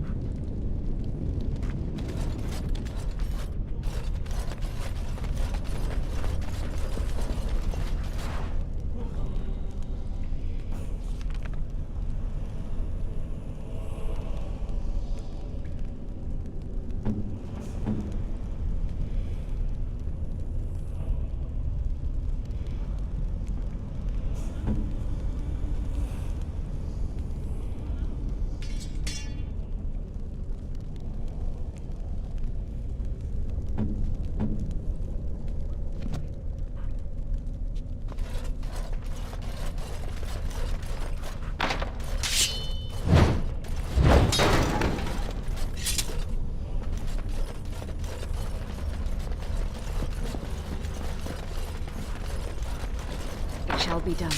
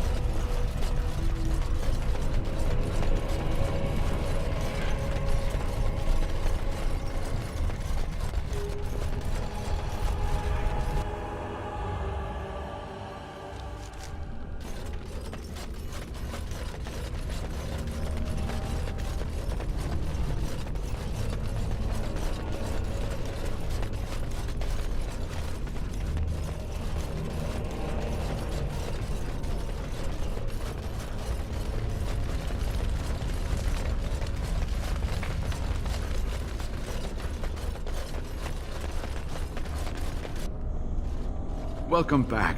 You were gone for quite some time. Well, did you find it? Is that? Oh, there's some dust on... No, that's not dust. Omega, I'm not worthy to look upon.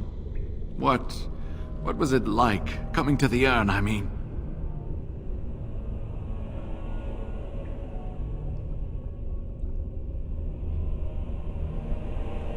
You are a very fortunate person. And so am I. Perhaps my research will not seem so much like blasphemy to the Chantry now. We must organize an expedition. There is so much history here, it must be studied.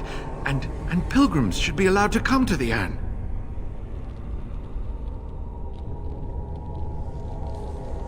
But the urn belongs to all the faithful. How can you deny this to them? No, we must share it. You have noble intentions, Brother Genitivi. But can you say the same of your brethren in the Chantry? So everyone comes by and takes some ashes from the urn. Ooh, I hope that urn is self-replenishing. Yes, share it. Spread the word, and more will come under the Chantry's power. Is this not what you want? I will spread this good news or die trying.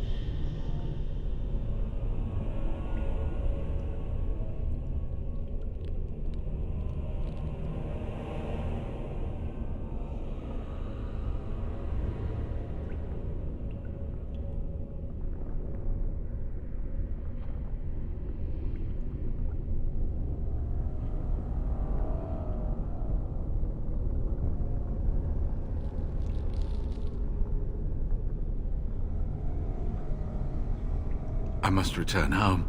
I have much to do. If you ever find yourself in Denerim, please visit me. I am not a rich man, but I have a small collection of interesting artifacts, and I do owe you a reward for coming to my rescue. I hope to see you soon, my friend.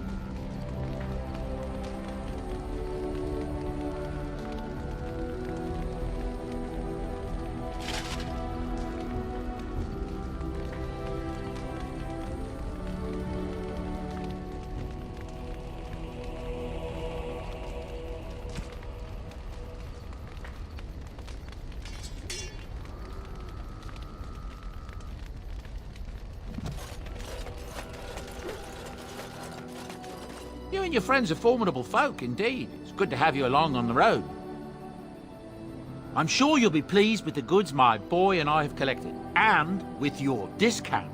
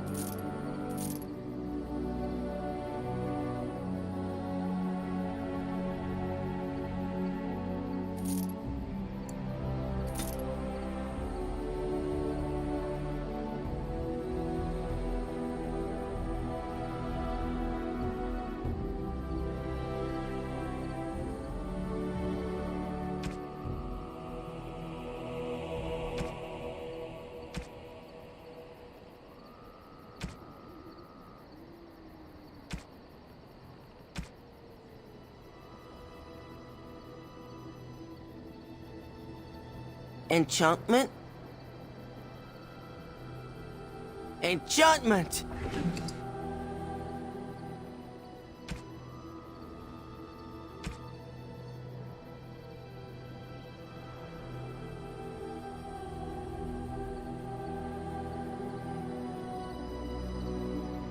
If there's anything I can do for you, please, please tell me.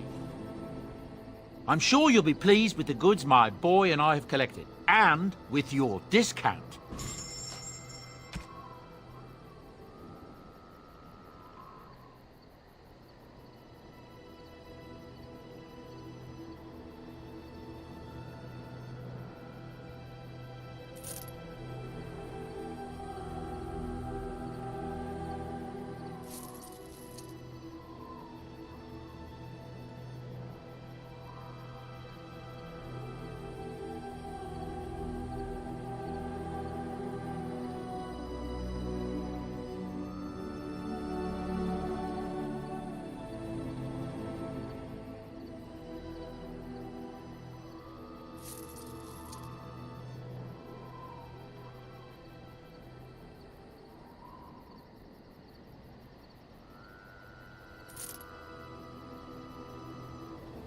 Enchantment?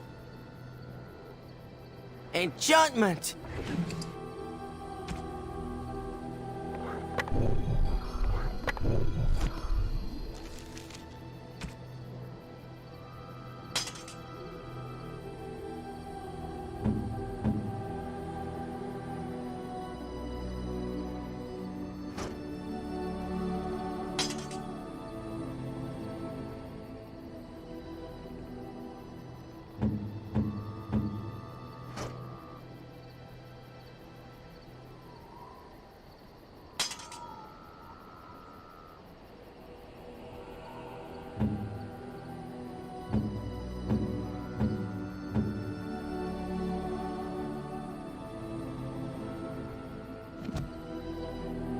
Enchantment?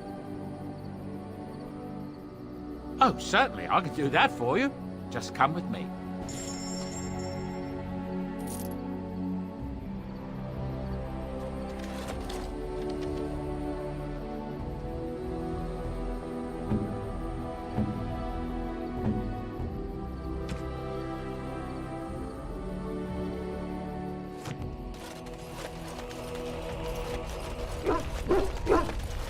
What say you? By all means. And why not? There are many things to enjoy about being a crow in Antiva. You are respected, you are feared, the authorities go out of their way to overlook your trespasses, even the rewards are nothing to turn your nose up at. As for the killing part, well, some people simply need assassinating. Or do you disagree?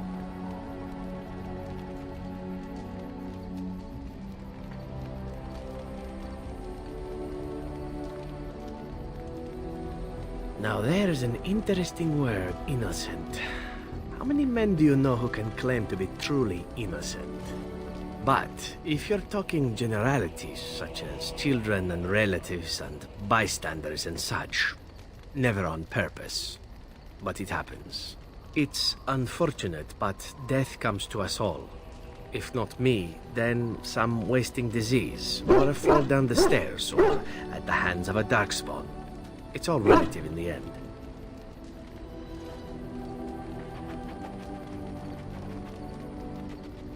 Death happens, as we like to say, and when I get paid for it, death happens more often. As far as enjoying the act of killing itself, why not? There is a certain artistry to the deed, the pleasure of sinking your blade into their flesh and knowing that their life is in your hands.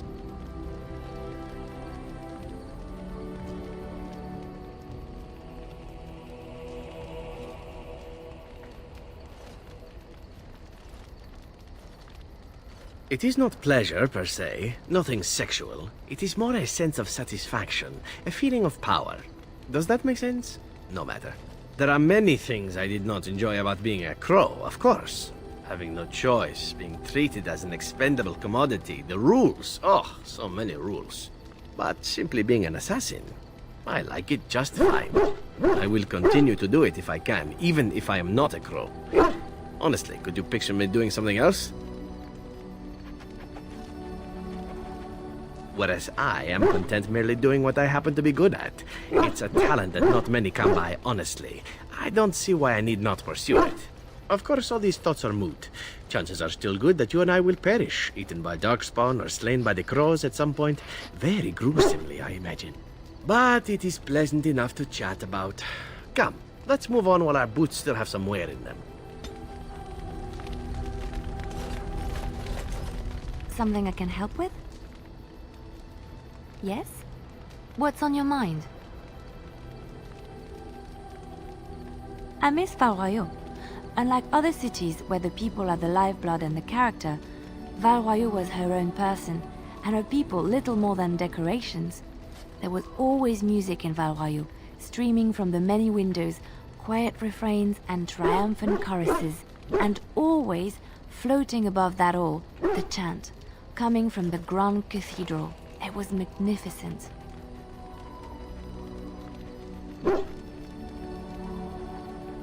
Oh, it would take me a day or two to talk about the many splendors of Orlais, her golden fields, her lush meadows. Of course, there are good things and bad things about Orlais, like anywhere else. Sometimes I miss it dearly, and sometimes I'm glad I'm rid of it. And you will laugh at this, but I miss the fine things I had in Orlais.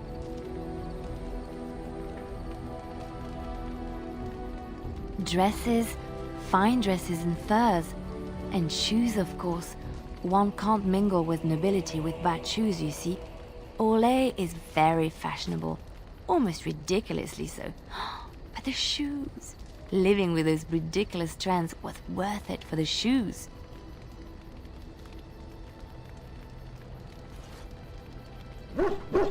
Sometimes, about 10 years ago, all the ladies went mad for shoes with soles as large and heavy as bricks. But it isn't always that silly. When I left Orlais, the fashion was shoes with delicate tapered heels and embellishments in the front. A ribbon, perhaps, or embroidery. In soft colors, of course. It was spring.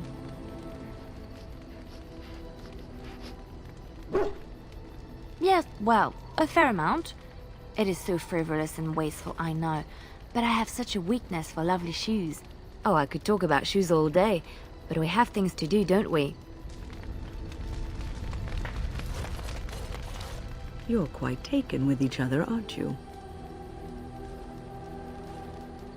It's hard not to notice the doe-eyed looks he gives you, especially when he thinks no one's watching. It's almost too sweet for my tastes, and I'm an old lady who should be making lace hearts and fuzzy blankets with animal motifs.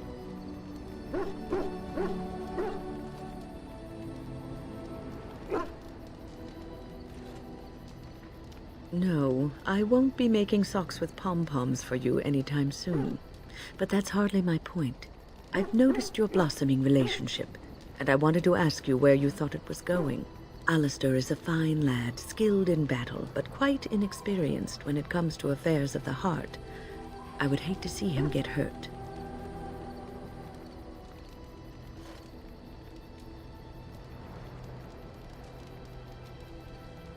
You are both Grey Wardens, and he is the son of a king. You have responsibilities which supersede your personal desires.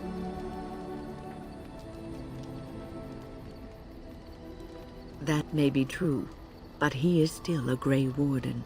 Love is ultimately selfish.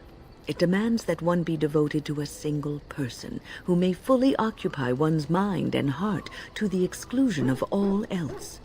A Grey Warden cannot afford to be selfish. You may be forced to make a choice between saving your love and saving everyone else. And then what would you do?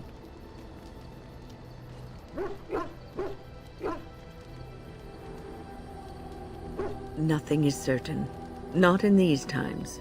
You cannot take anything for granted. I want you to be aware of this.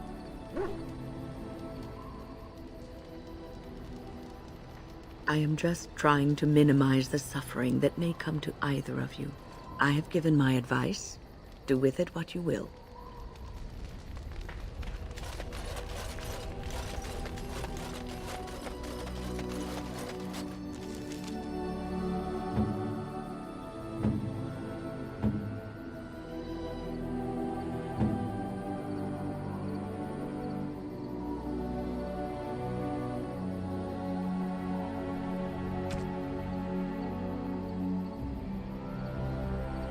Oh, marvelous.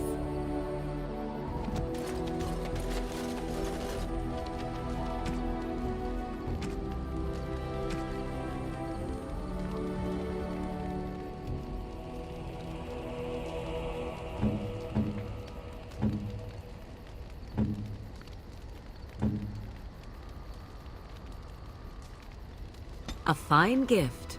You have my thanks.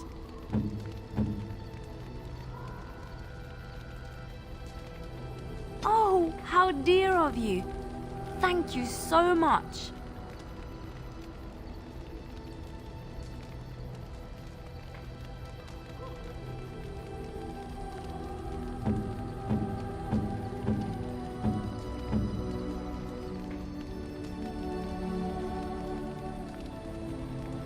How nice.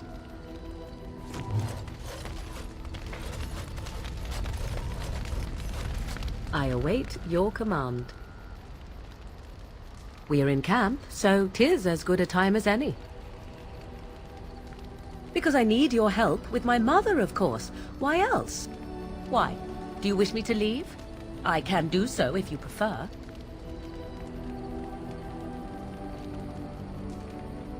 Are we? Then why do you ask such a question?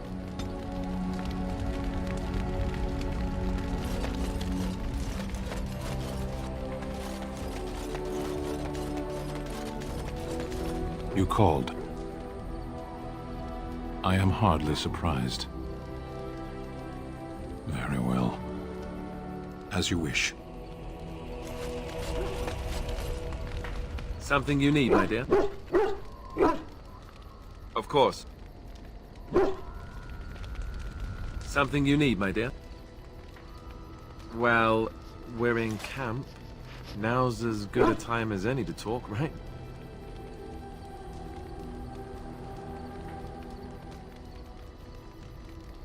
You know, I was just thinking the same thing. Given the circumstances, things could have been so much worse. I'm so grateful that you're you, instead of some other Grey Warden. That sounded better in my head. I just mean to say that I've really come to care about you.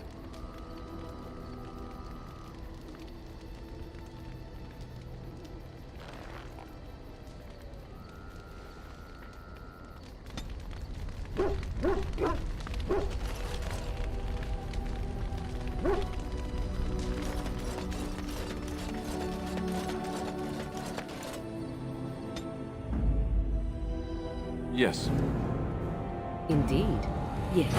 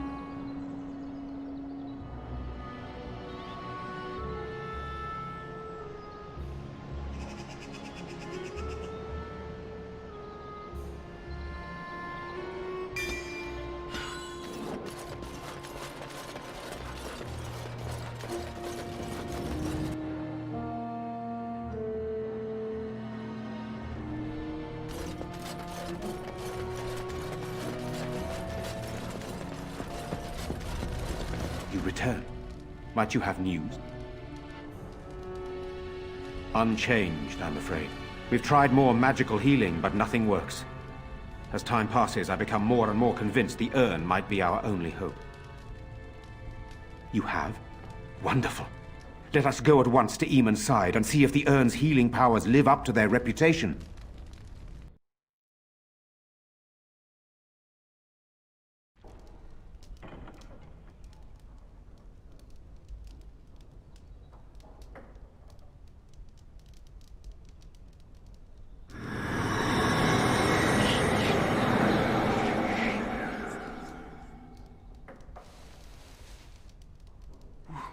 Where am I?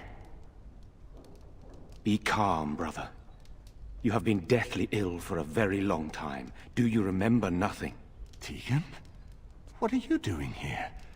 Where is Isolde? I am here, my husband. And Connor?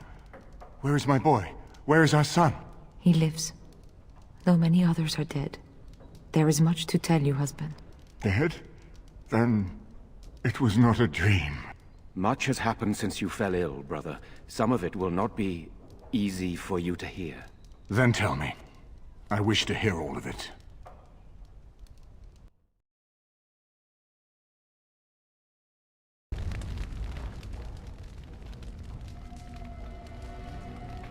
This is most troubling. There is much to be done, that is true. But I should first be thankful to those who have done so much. Grey Warden, you have not only saved my life, but kept my family safe as well. I am in your debt. Will you permit me to offer you a reward for your service? Then allow me to declare you and those traveling with you champions of Redcliffe. You will always be a welcome guest within these halls. And for you, Warden, a shield of the same make as those that have been given to our finest knights.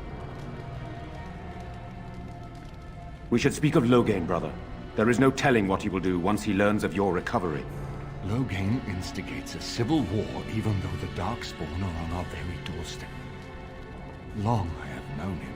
He is a sensible man, one who never desired power. I was there when he announced he was taking control of the throne, Eamon. He is mad with ambition, I tell you. Mad indeed. Mad enough to kill Cailan, to attempt to kill myself and destroy my lands. Whatever happened to him, Loghain must be stopped. What's more, we can scarce afford to fight this war to its bitter end.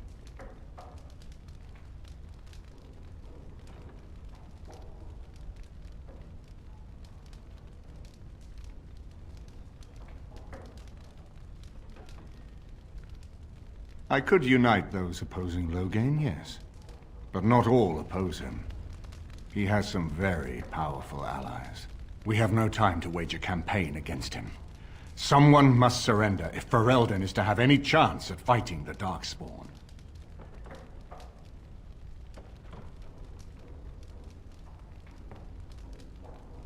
I will spread word of Loghain's treachery, both here and against the King. But it will be but a claim made without proof. Those claims will give Loghain's allies pause, but we must combine it with a challenge Loghain cannot ignore. We need someone with a stronger claim to the throne than Loghain's daughter, the Queen. Are you referring to Alistair, brother? Are you certain? I would not propose such a thing if we had an alternative, but the unthinkable has occurred. Tegan and I have a claim through marriage, but we would seem opportunists no better than Loghain. Alistair's claim is by blood. And what about me? Does anyone care what I want? You have a responsibility, Alistair. Without you, Loghain wins. I would have to support him for the sake of Ferelden. Is that what you want? But I... No, my lord. I see only one way to proceed. I will call for a landsmeet. A gathering of all of Ferelden's nobility in the city of Denerim. There, Ferelden can decide who shall rule, one way or another. Then the business of fighting our true foe can begin. What say you to that, my friend? I do not wish to proceed without your blessing.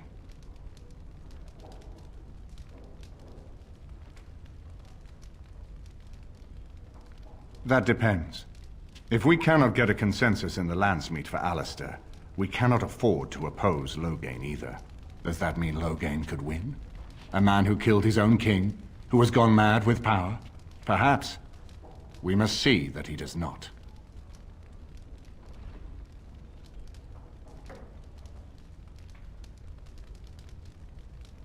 Why do you think he had me poisoned? He wanted me gone without having to confront me directly. If I call for a Landsmeet, refusing the compromise and attacking Redcliffe will only support our accusations. I'm sure he'd rather I died from the poison. Had the demon not interfered, that's exactly what would have happened. I'm not sure that would help our cause.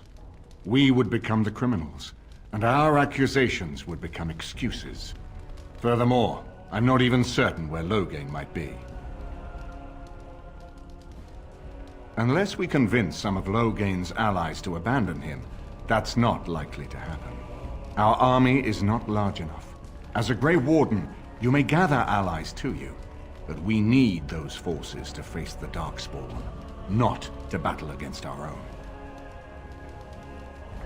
Very well. I will send out the word. It will take some time to recall my forces and organize our allies. I would prefer to wait until that is done before calling the Landsmeet. In the meantime, I suggest you pursue the remainder of the Grey Warden treaties. We will need all the allies we can get if we are to defeat the Darkspawn Horde.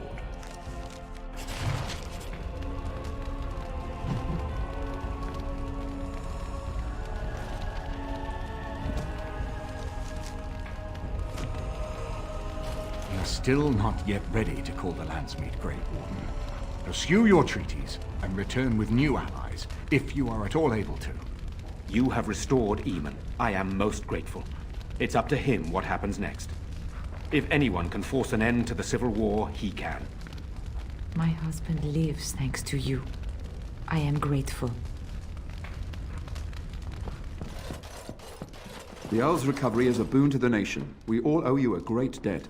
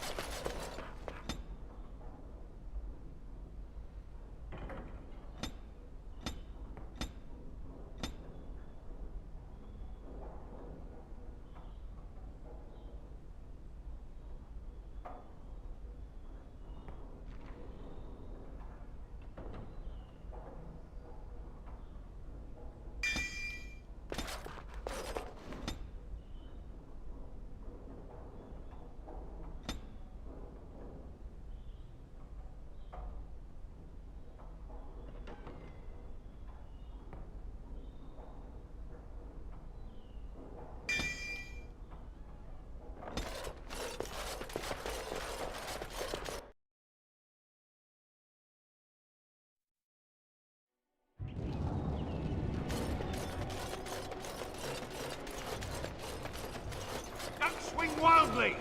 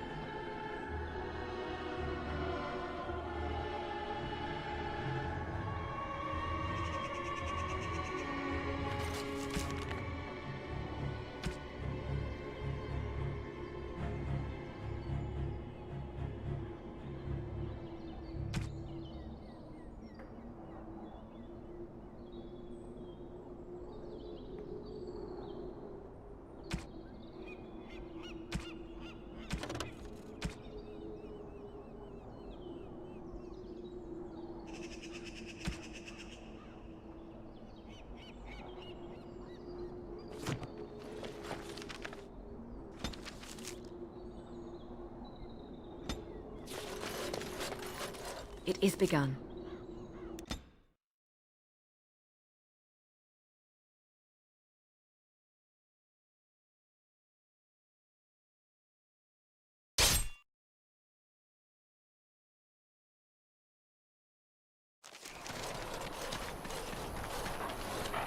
Concentrate, like we practiced.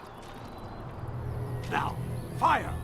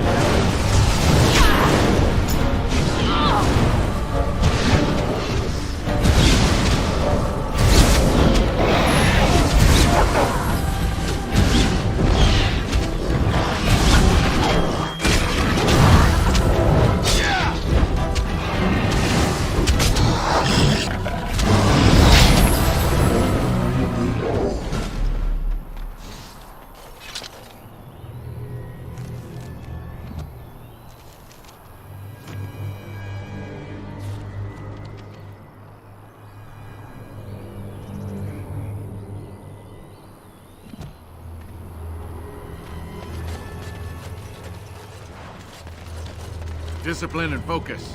The Master says we will help in the battles to come. Is it true?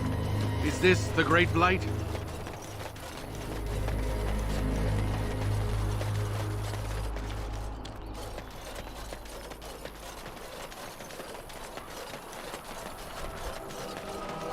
I'm taking these apprentices to Redcliffe. The first enchanter says you need every able-bodied mage for the war. They're young, but capable enough, as you saw.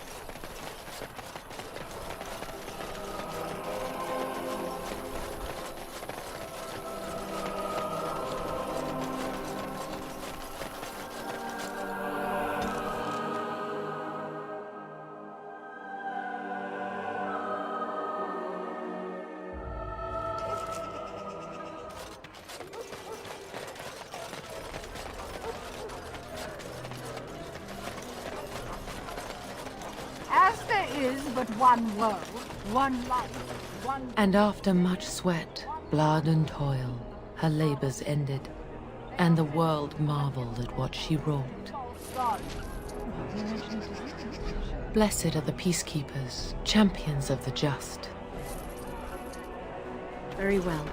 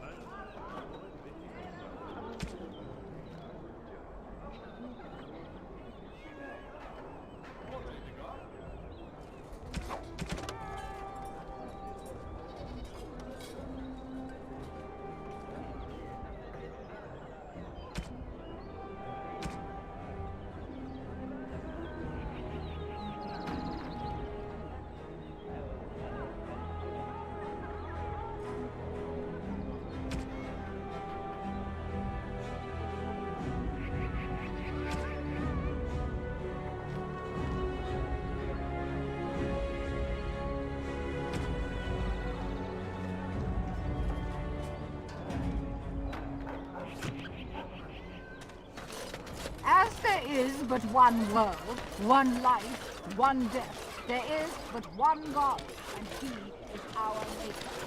They are sinners who have given their lives.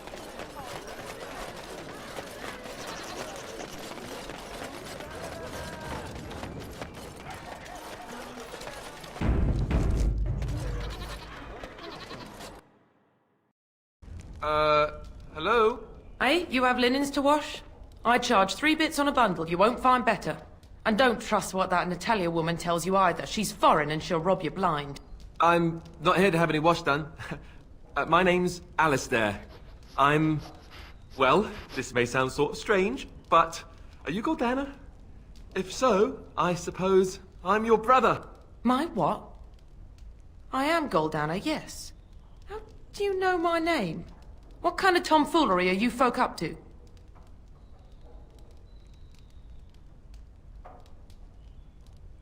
Look, our mother, she worked as a servant in Redcliffe Castle a long time ago before she died. Do you know about that? You! I knew it!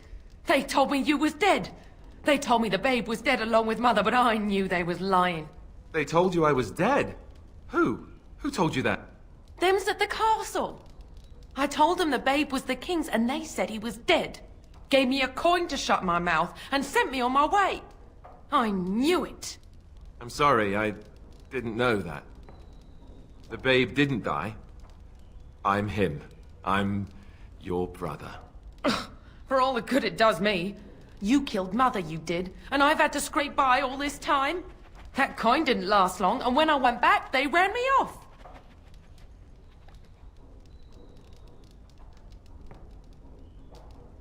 And who in the Maker's name are you? Some tart, following after his riches, I expect. Hey, don't speak to her that way. She's my friend and a Grey Warden, just like me. Oh, I see. A prince and a Grey Warden too. Well, who am I to think poorly of someone so high and mighty compared to me? I don't know you, boy. Your royal father forced himself on my mother and took her away from me. And what do I got to show for it? Nothing. They tricked me good. I should have told everyone. I got 5 mouths to feed. And unless you can help with that, I got less than no use for you. I'm sorry, I don't know what to say.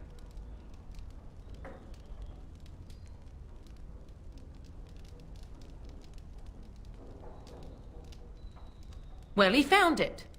And what good is that to me? None, that's what. Unless he can see to it that his family lives as it should. I suppose maybe I could give her some money for my nieces and nephews. 15 sovereigns, maybe? Would you let me give her that?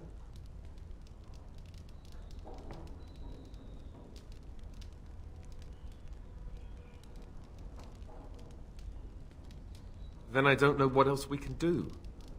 I'm sorry, Goldana, but... You, a prince, marching in here with your fancy armor and such, and this is all you got to offer? You must think I'm very stupid. No, wait, I don't think that at all. I want to help, if I can. You want to help?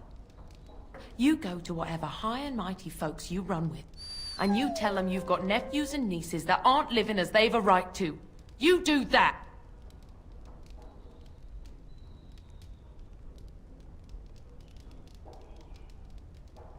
Yes, it really seems that way, doesn't it? I wasn't expecting my sister to be so... I'm starting to wonder why I came. I don't know why you came either, or what you expected to find. But it isn't here. Now get out of my house, the both of you.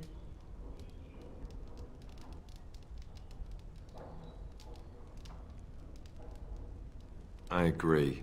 Let's get out of here.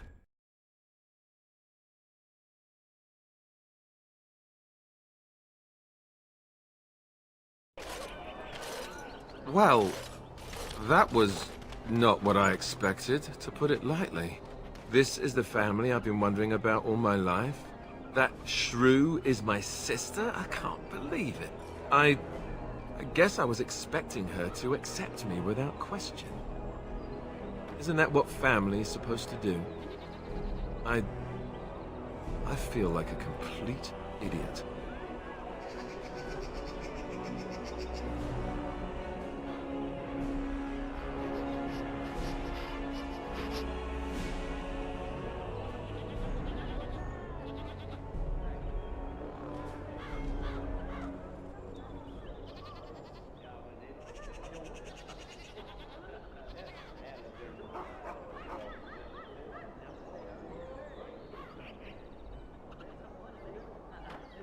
Yes, I suppose you're right. I should. Let's just go. I don't want to talk about this anymore.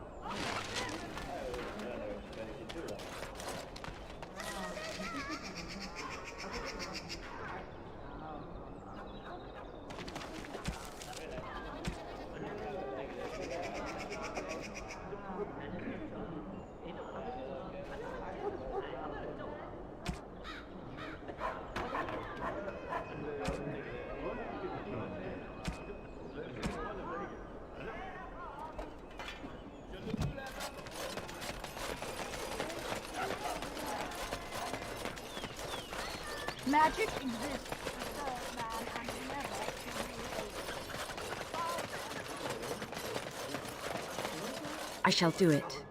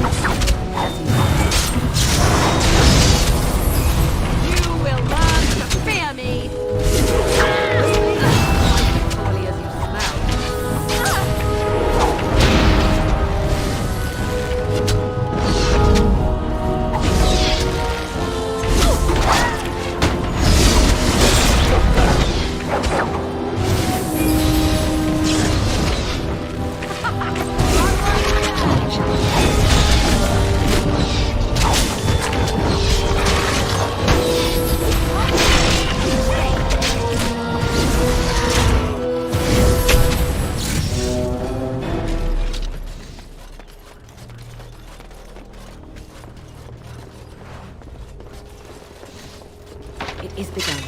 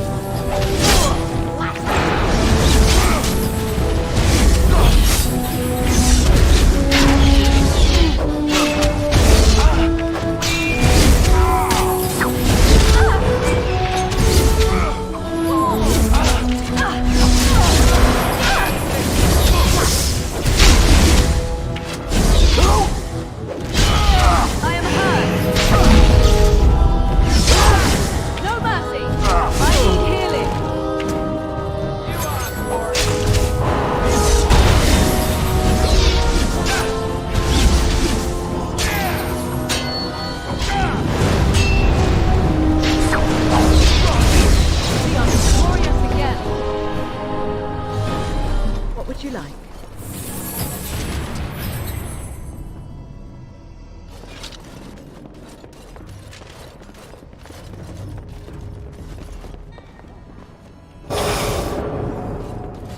I shall do it.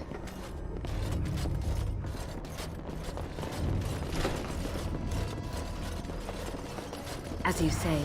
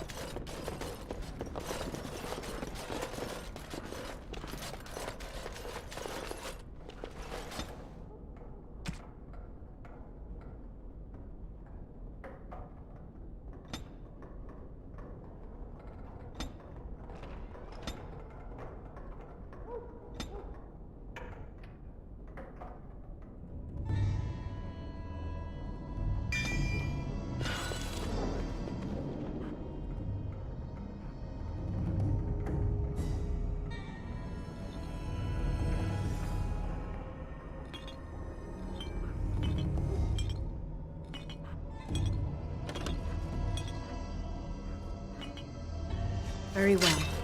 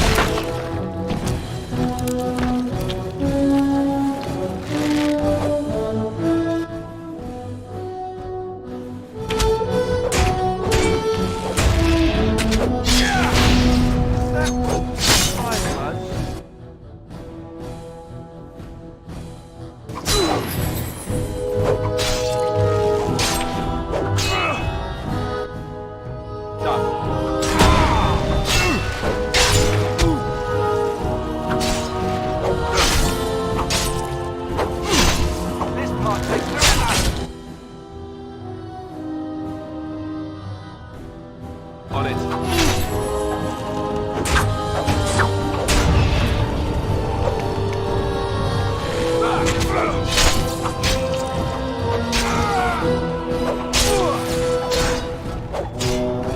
Alright, that's it. Done. This part takes forever. Attack! Right then. Very well. It's a gotcha!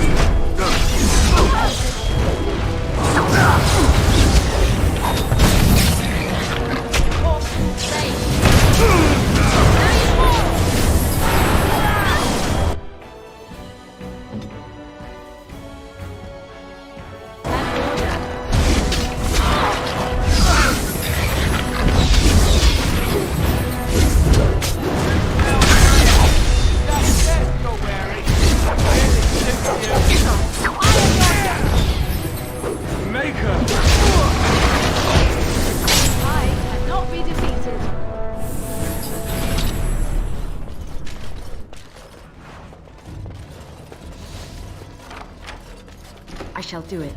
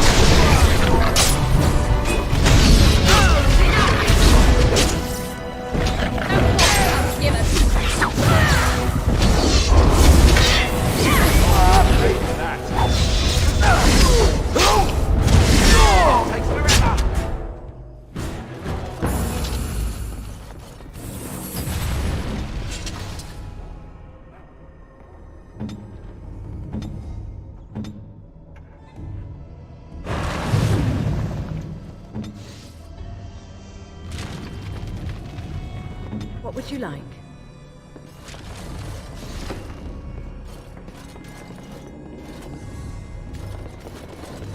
It shall be done. I shall do it.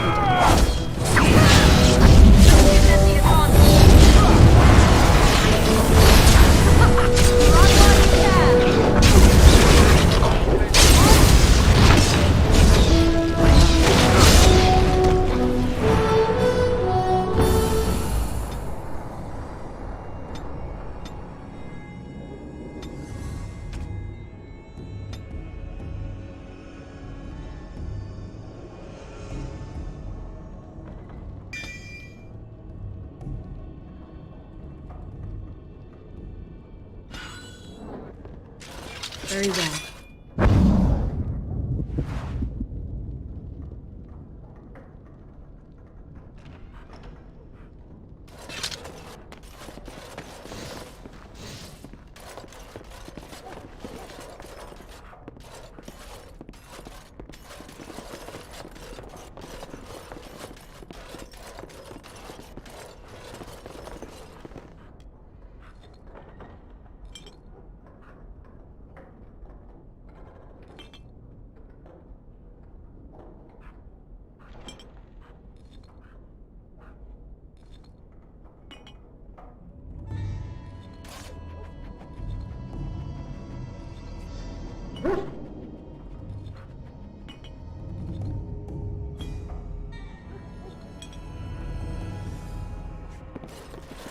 As you say.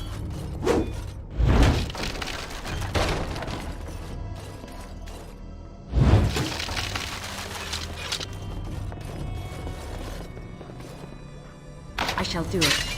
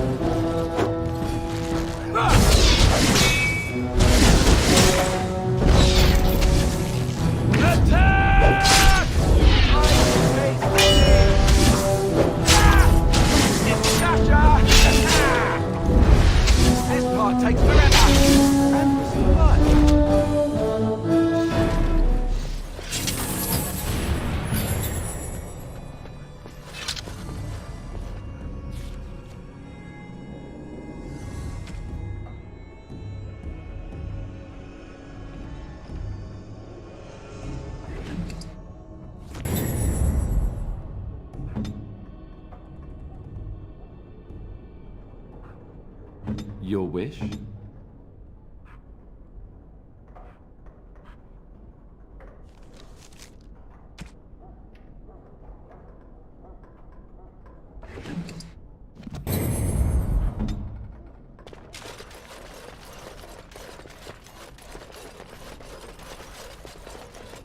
It is begun.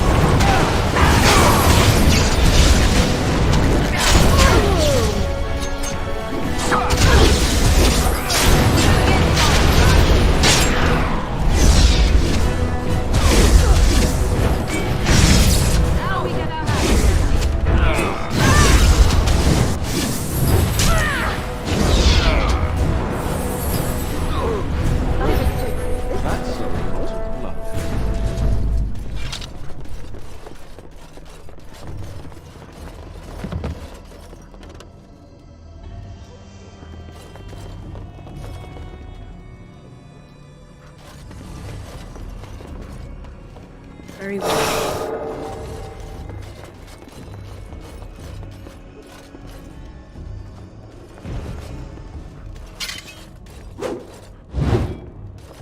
It shall be done.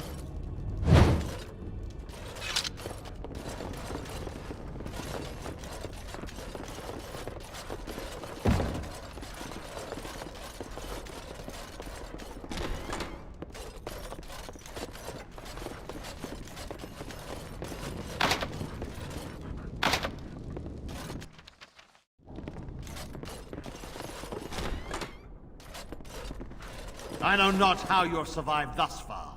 Is it luck or providence? No matter. You will not survive this! Enemies approaching!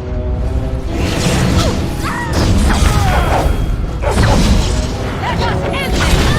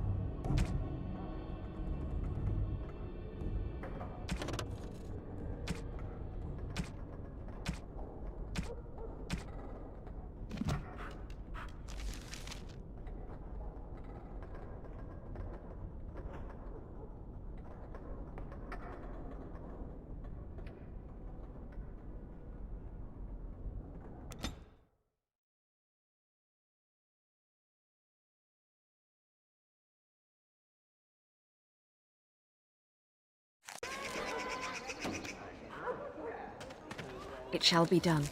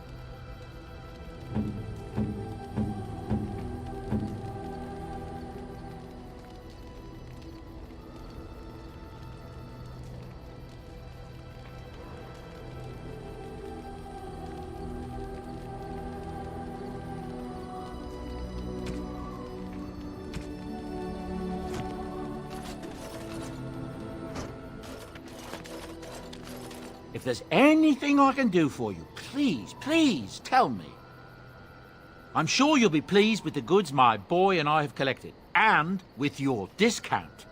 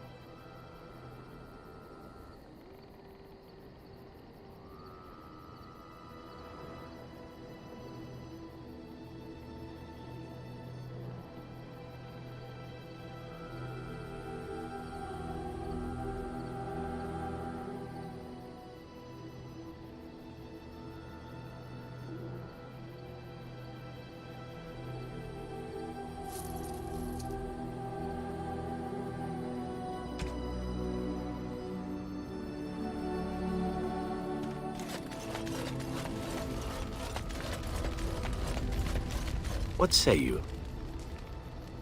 By all means. Well, the Crows would have you believe that it is an involved process that takes years of training, the sort that tests both your resolve and your endurance. Survive that process and maybe, just maybe, you're good enough to start being considered one of them. But quite frankly, the truth is that all it requires is the desire to kill people for a living. It's surprising how well one can do in such a field. Within the Crows, I did. But it has been something the Crows have devoted a great deal of time to perfecting. An assassin simply specializes in striking from stealth, and in maximizing that first attack to be as lethal as possible. Debilitate your foe, either by poison or by crippling their limbs, makes any follow-up combat you need to engage in that much simpler. I do. It is not something inherent in an assassin's skills, however, merely something complementary. Of course, the Crows like to pretend that their abilities are trade secrets, shrouded in shadows and wrapped in a blanket of mystery. So let's just keep this between you and me, shall we? Hmm?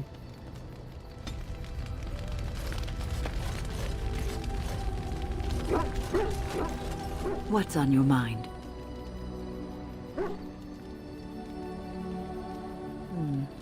Is something troubling you?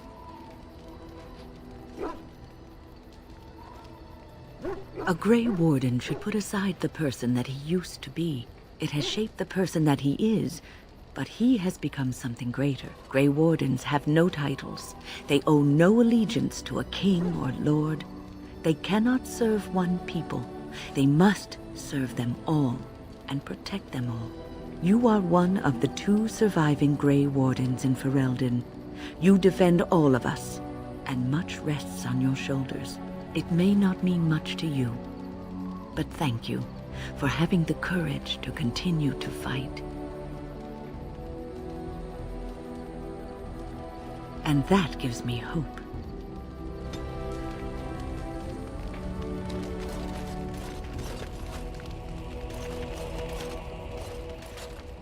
On your order, Grey Warden. We are aware, but these men and women know what's at stake. They will not fail their homeland.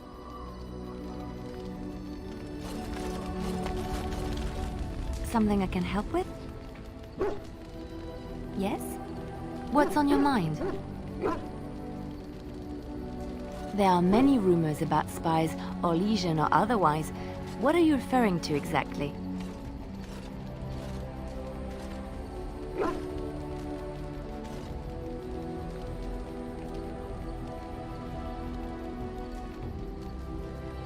I admit I have done many despicable things in my lifetime. I do what I have to do. So do you. So does everybody. Sometimes we must do terrible things to get what we want. If it is any consolation, I always try to use non-violent means to achieve my ends. Some bards rely on torture to get what they want. It works effectively, as many will bend under the threat of bodily harm. But there are better ways, more subtle and kind. You will be surprised how easily a person will open up to you, even if all you offer is a listening ear. People respond eagerly to others who they believe understand them. They seek approval, friendship, sometimes love. This can be exploited. It is a game, one that can be won with little bloodshed if one plays well.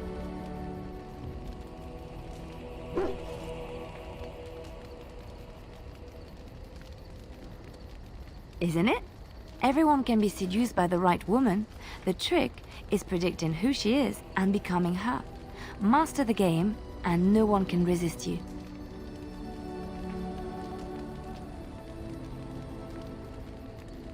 If I might be so bold, yes, I was quite good at it. Sometimes, all I had to do was toss a glance and a smile. Men read promises into such things and will go to great lengths to see that promise fulfilled. I could... what? Oh, aren't you funny?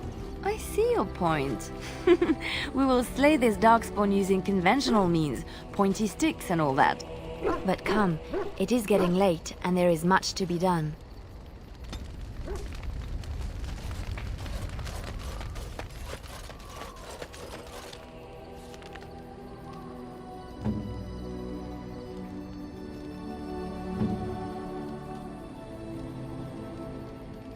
A fine gift.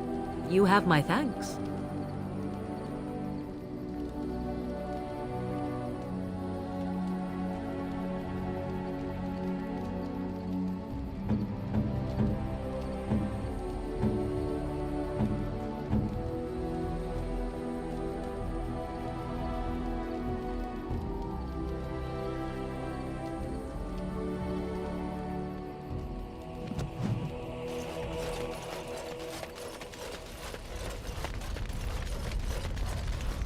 I await your command. So, full of questions, are you? Why do you ask me such questions? I do not probe you for pointless information, do I?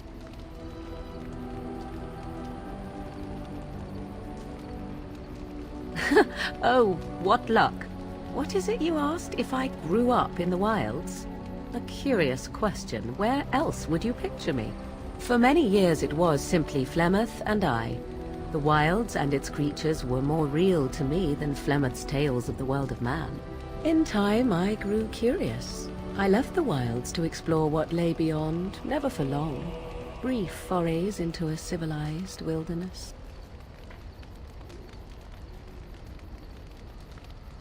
For the most part, Flemeth taught me well. For all that I had been taught, however, the truth of the civilized lands proved to be overwhelming. I was unfamiliar with so much. So confident and bold was I, yet there was much that Flemeth could never have prepared me for.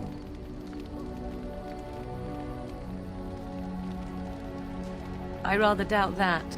Only once was I accused of being a witch of the wilds, and that by a chastened who happened to be traveling with a merchant caravan.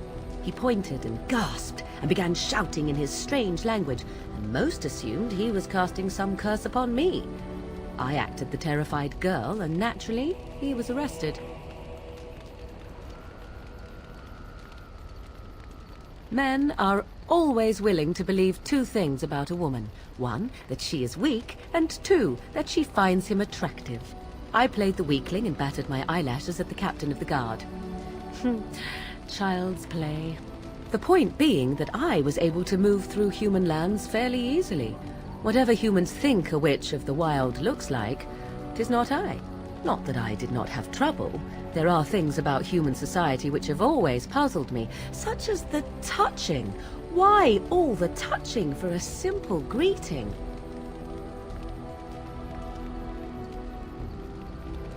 To begin with, yes. What is the point of touching my hand? I find it an offensive intrusion. There were many nuances that Flemeth could never tell me of. When to look into another's eyes. How to eat at a table. How to bargain without offending. None of these things I knew. I still do not understand it all, truth be told, but then I gave up long ago any hope of doing so.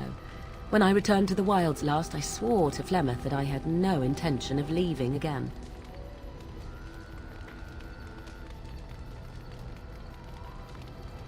Yes? Let's ignore the entire Darkspawn threat and the presence of a simpleton as your only other Grey Warden ally, then. Not that I lack appreciation for the intent of your comment. Thank you. Well, let's get on with it before the ground opens up and swallows us, yes?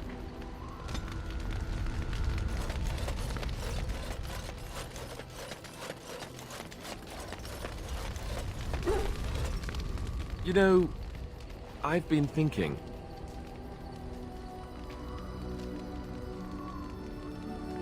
Back when we left Goldanas, you told me I needed to look out for myself more than I do.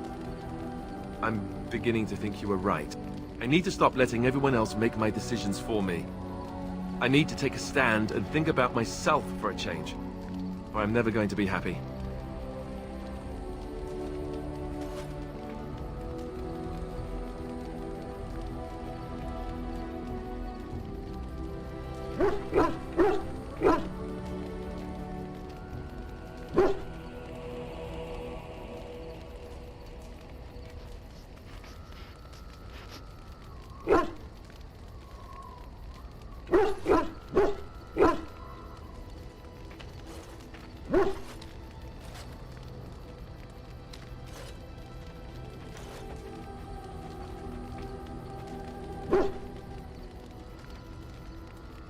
No, what you said made sense. You were right. I should be looking out for myself more. Or did I not understand you?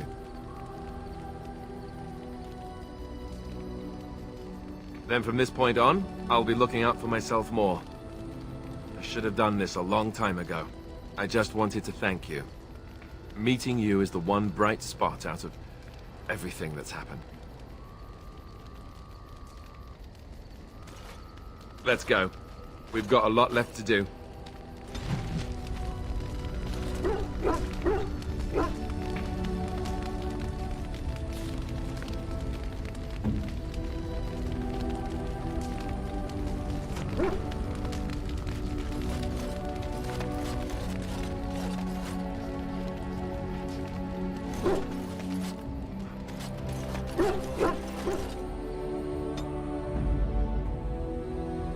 Yes. Yes, indeed.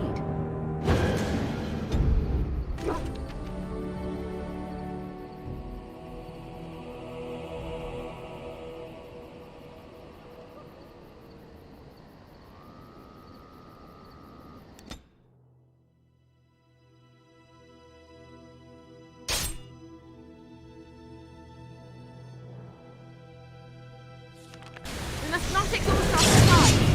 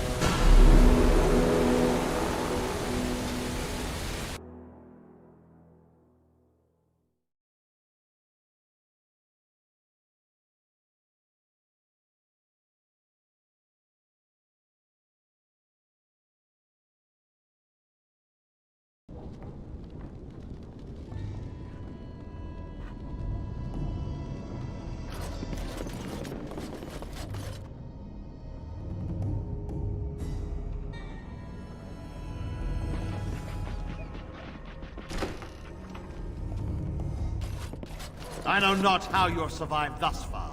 Is it luck or providence? No matter. You will not survive this!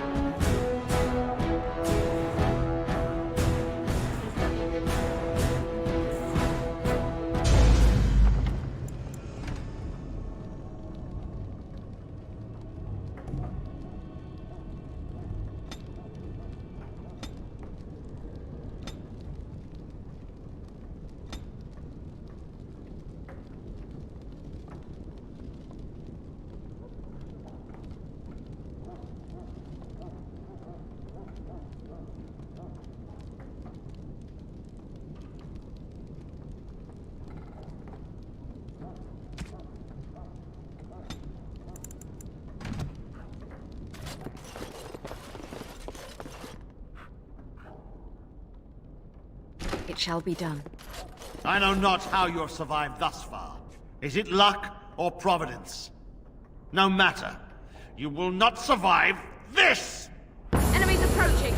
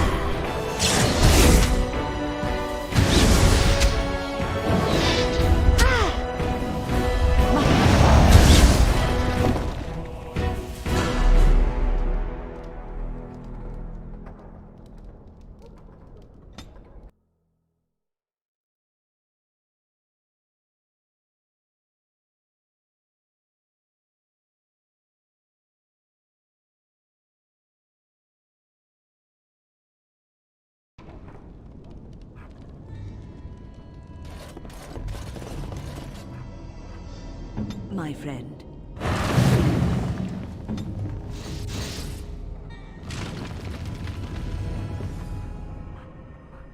At your service.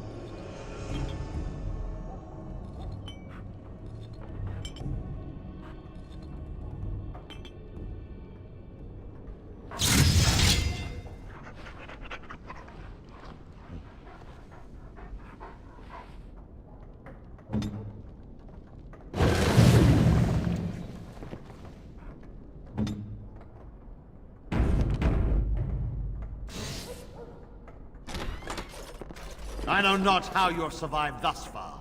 Is it luck or providence? No matter. You will not survive this!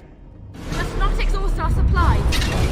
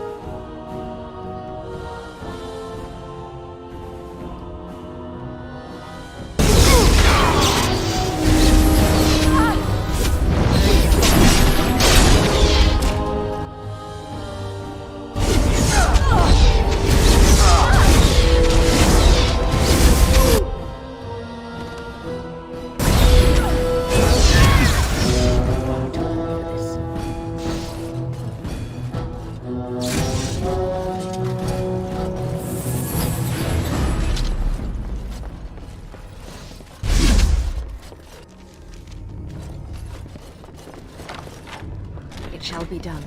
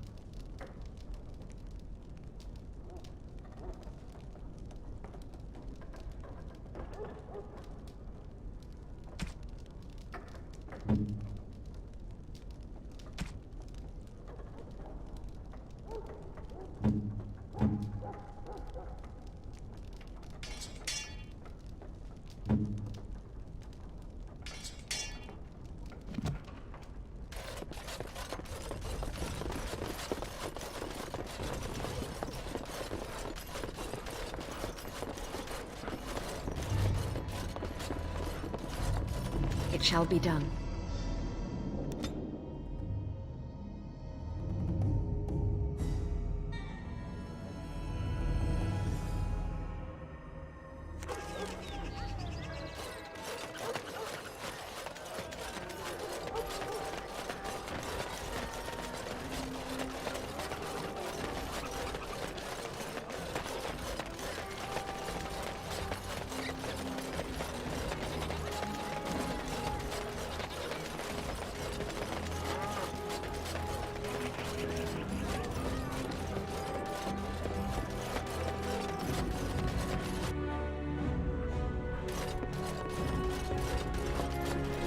Welcome to the wonders of Thedas.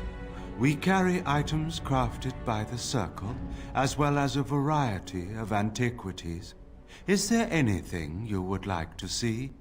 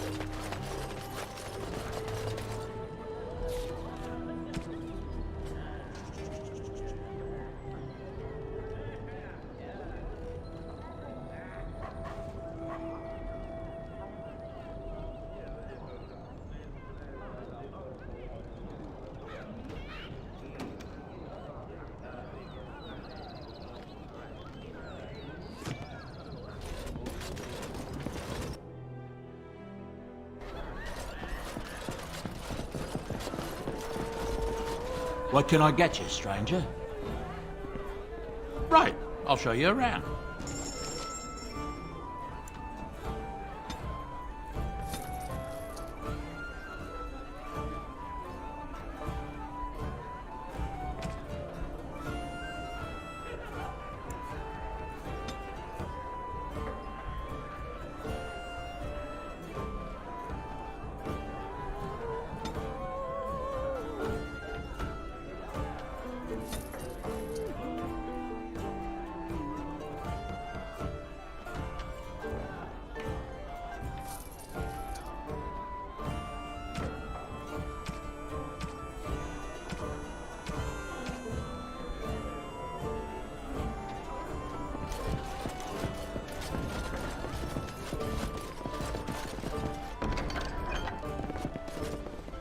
Maker's blessings upon you, Warden.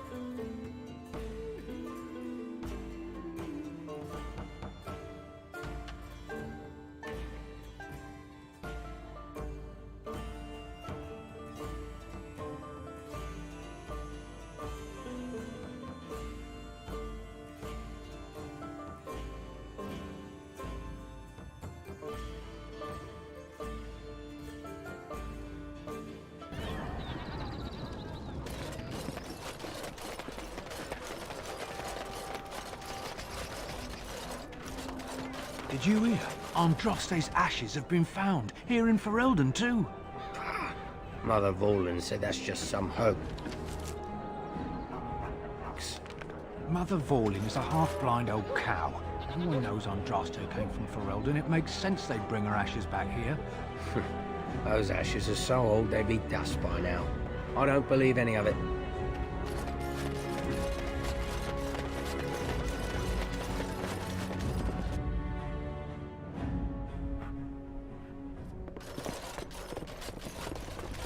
If it isn't the champion who succeeded in the quest for the Sacred Urn, I had not expected to see you so soon. I've written to the Chantry, telling them of your adventures. They are interested in having me lead an expedition. What do you think of that? I'm quite excited.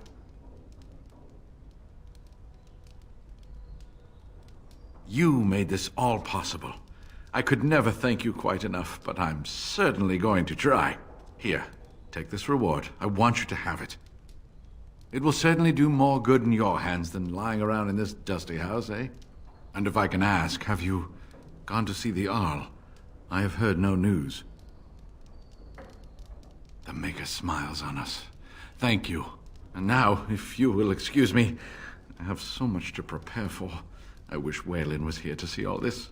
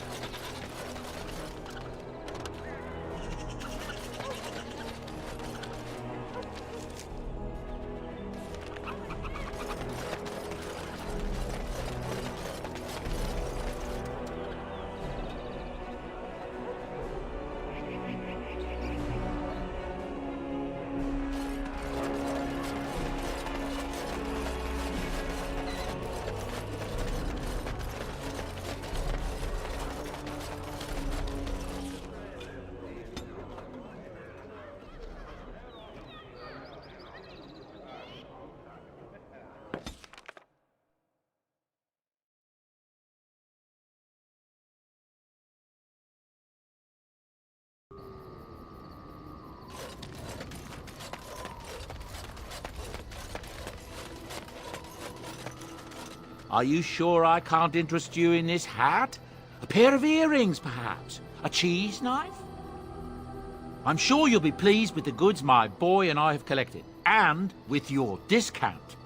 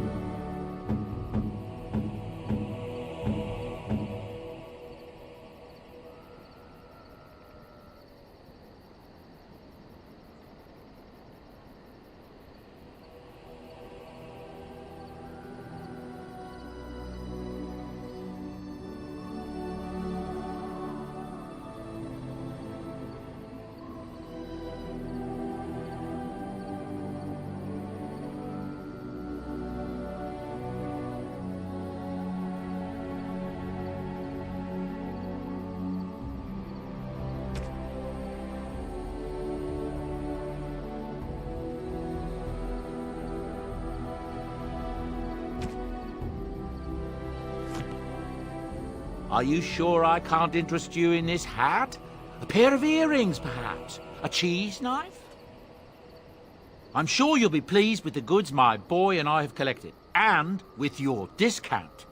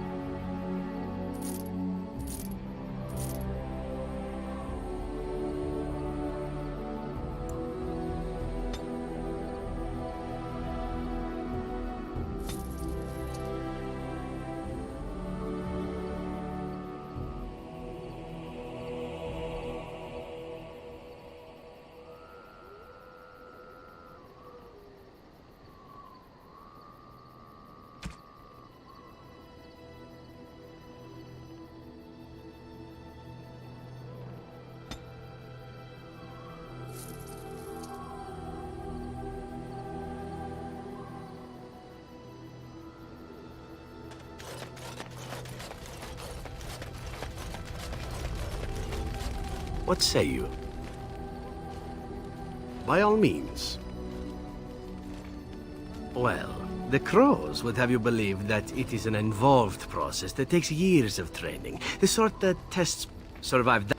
But quite frankly, the truth is that all it requires is a desire to kill people for a living. It's within the Crow. An assassin debilitate your foe, either by poison or by crippling their limbs, makes any follow-up. See? Getting paid for the act is beside the point. And, of course, the Crows like to pretend that their abilities are trade secrets, shrouded in shadows and wrapped in a blanket of mystery. So let's just keep this between you and me, shall we? Hmm?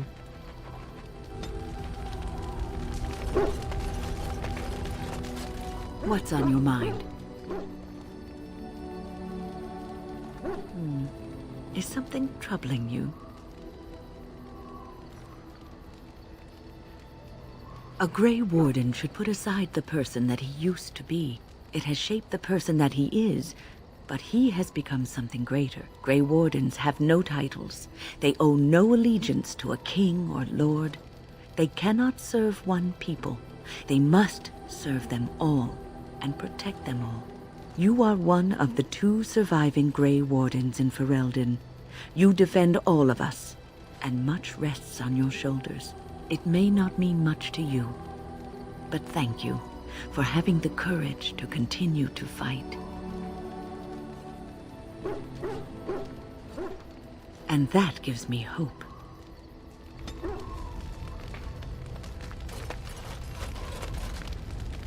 Something I can help with? Yes? What's on your mind?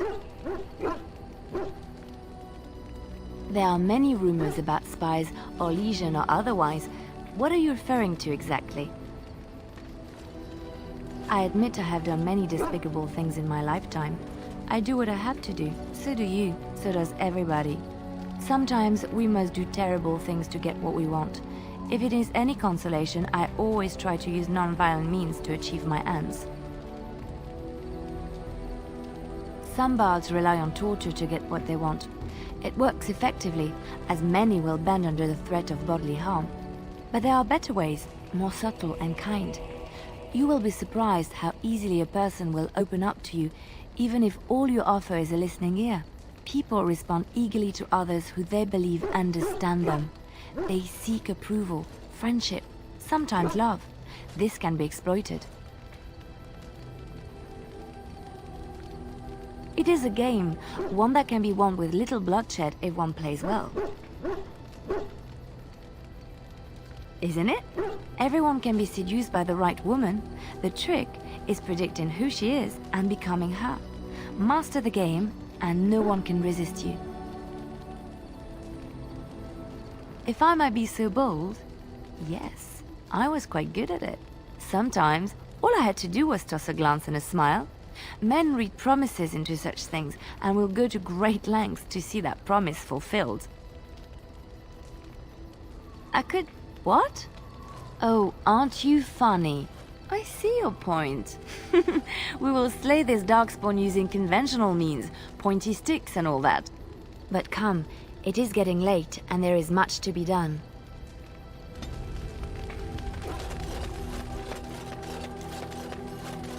On your order, Grey Warden. We are aware, but these men and women know what's at stake. They will not fail their homeland.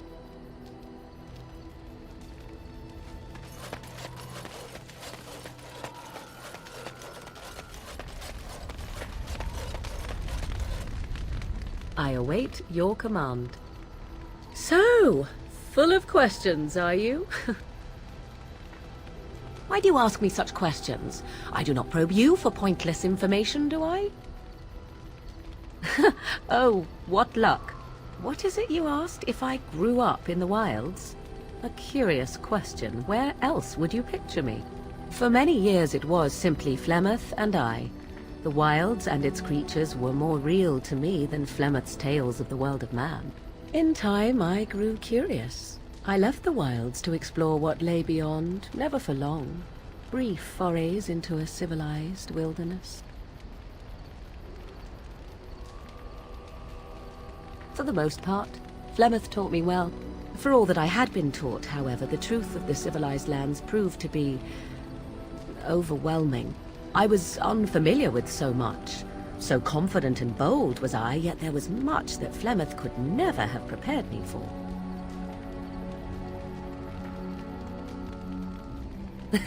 Equal parts daring and foolhardy, perhaps. Only once was I accused of being a witch of the wilds, and that by a chastened who happened to be traveling with a merchant caravan. He pointed and gasped and began shouting in his strange language, and most assumed he was casting some curse upon me. I acted the terrified girl, and naturally, he was arrested. Men are always willing to believe two things about a woman. One, that she is weak, and two, that she finds him attractive. I played the weakling and battered my eyelashes at the captain of the guard. Child's play. The point being that I was able to move through human lands fairly easily. Whatever humans think a witch of the wild looks like, 'tis not I. Not that I did not have trouble. There are things about human society which have always puzzled me, such as the touching. Why all the touching for a simple greeting? To begin with, yes. What is the point of touching my hand? I find it an offensive intrusion. There were many nuances that Flemeth could never tell me of. When to look into another's eyes. How to eat at a table. How to bargain without offending. None of these things I knew. I still do not understand it all, truth be told, but then I gave up long ago any hope of doing so. When I returned to the wilds last, I swore to Flemeth that I had no intention of leaving again. Yes? Let's ignore the entire Darkspawn threat and the presence of a simpleton as your only other Grey Warden ally, then. Not that I lack appreciation for the intent of your comment. Thank you. Well, let's get on with it before the ground opens up and swallows us, yes?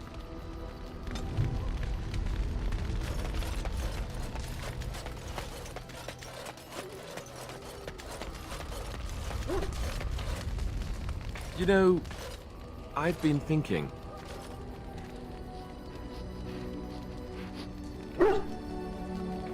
Back when we left Goldanas, you told me I needed to look out for myself more than I do.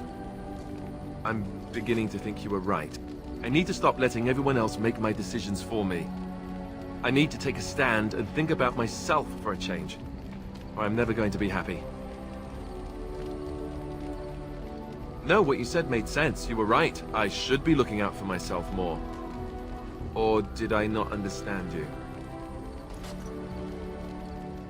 Then from this point on, I'll be looking out for myself more.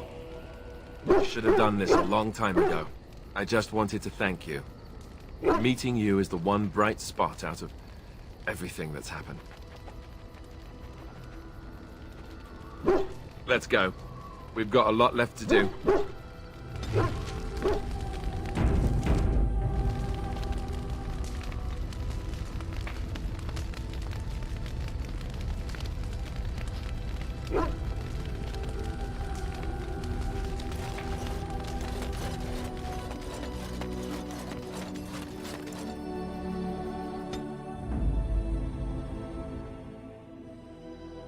Yes. Yes. Indeed.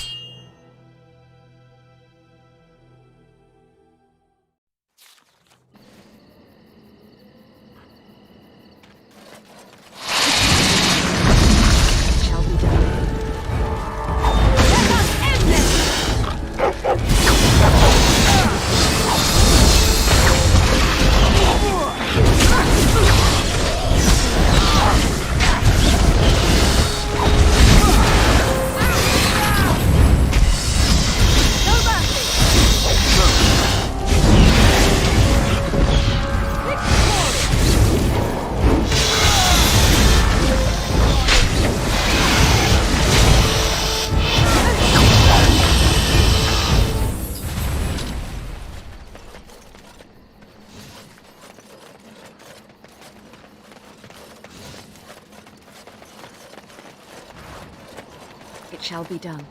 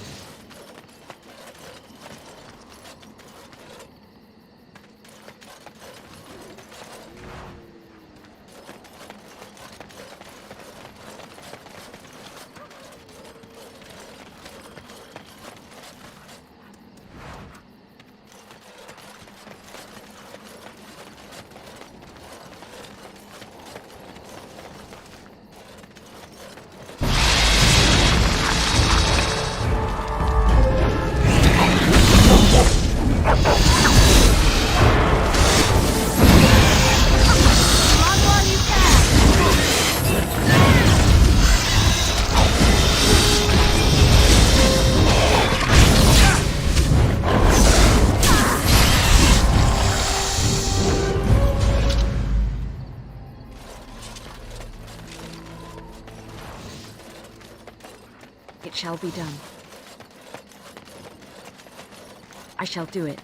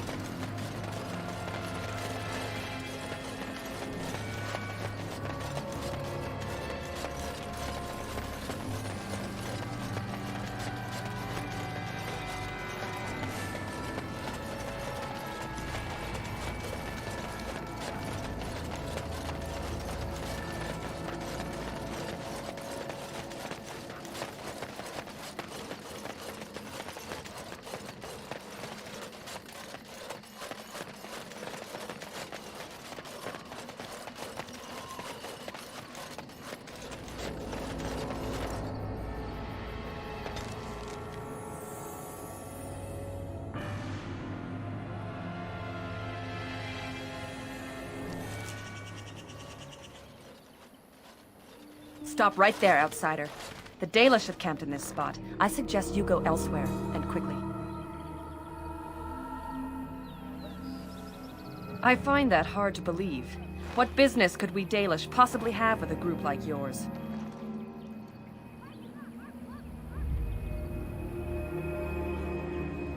Seeing as you are obviously no simple trespasser, I will leave it to the Keeper to decide the importance of your business. In the camp, I suggest you keep your hands to yourself, and remember that our arrows are still trained on you. Follow me.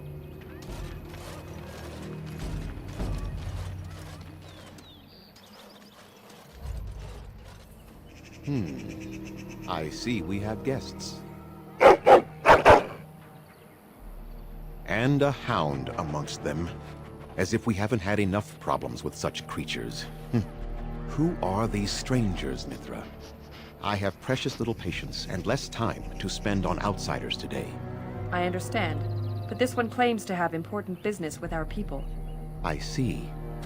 Tell me, stranger, what business could you possibly have with us? We have our own issues we must deal with, as you can see. You might have simply said so to begin with. Masiranus, Mithra. You may return to your post. Manuvinen, Keeper. Now, allow me to introduce myself. I am Zathrian, the keeper of this clan, its guide and preserver of our ancient lore. And you are?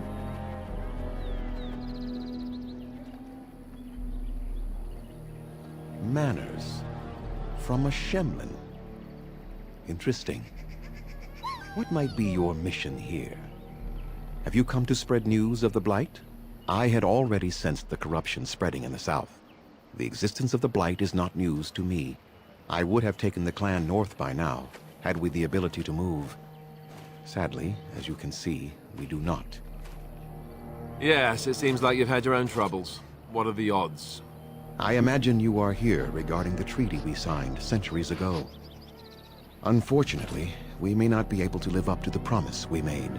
This will require some explanation. Please, follow me.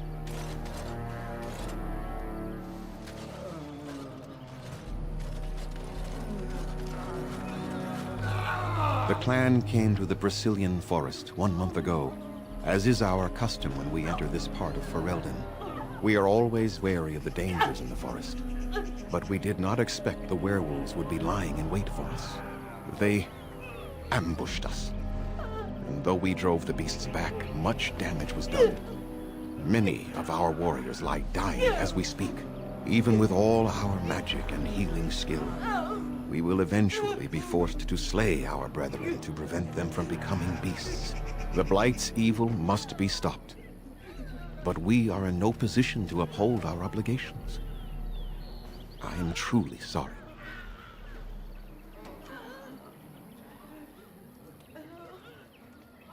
The affliction is a curse that runs rampant in their blood, bringing great agony and then ultimately either death or a transformation into something monstrous. The only thing that could help them must come from the source of the curse itself. And that would be no trivial task to retrieve.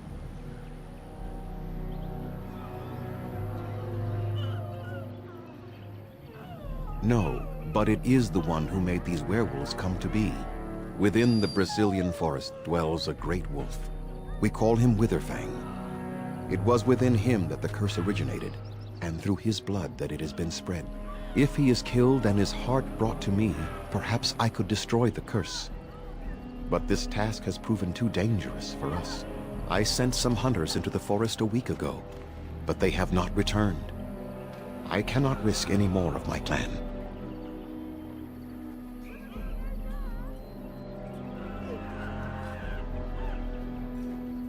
There is no guarantee that this will work, as I suspect. But it's the only hope we have left.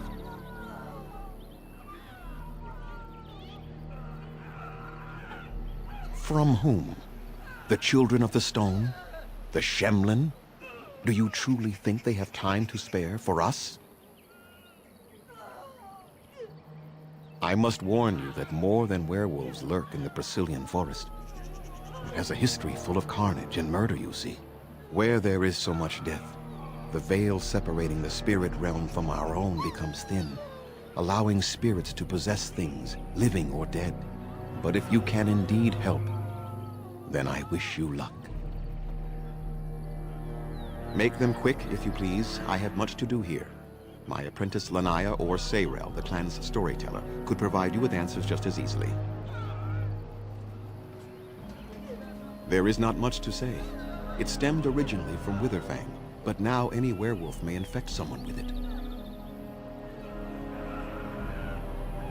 It is possible, but not guaranteed.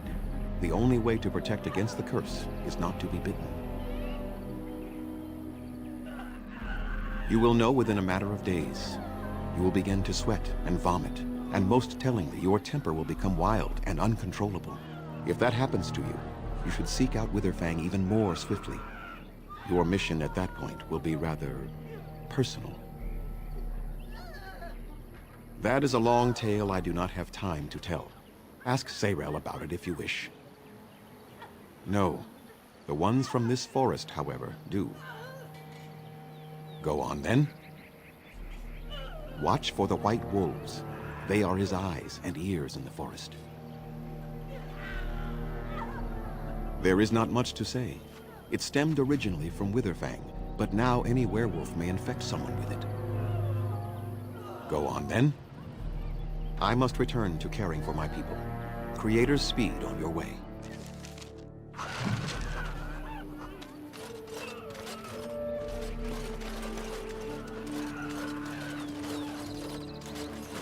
Andera Natishan, stranger. I am Athras. I hope the others have not been too harsh in their treatment of you.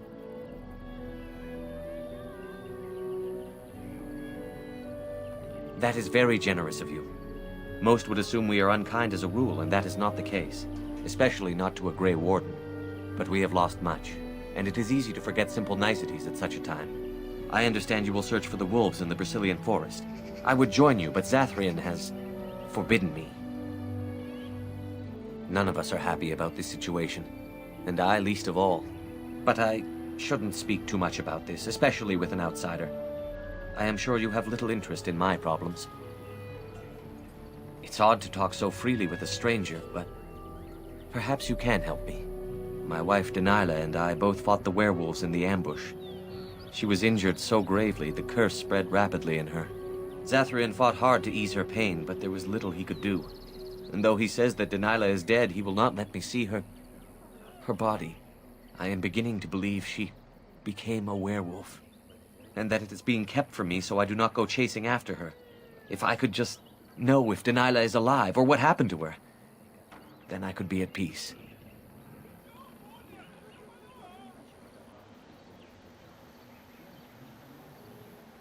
No. It would be very rude to accuse the Keeper of lying. I know he means well. I just need to know, one way or another. If you were in the forest, perhaps you might come across her, alive or dead. Any news would be better than none. And in return, I would be happy to gift you an amulet made by our craftsman. It may fetch you some coin in the human lands. Since we seem to be heading into the forest anyhow, that does seem to be the right thing to do. You are most kind. Please, should you come across my wife, return and tell me.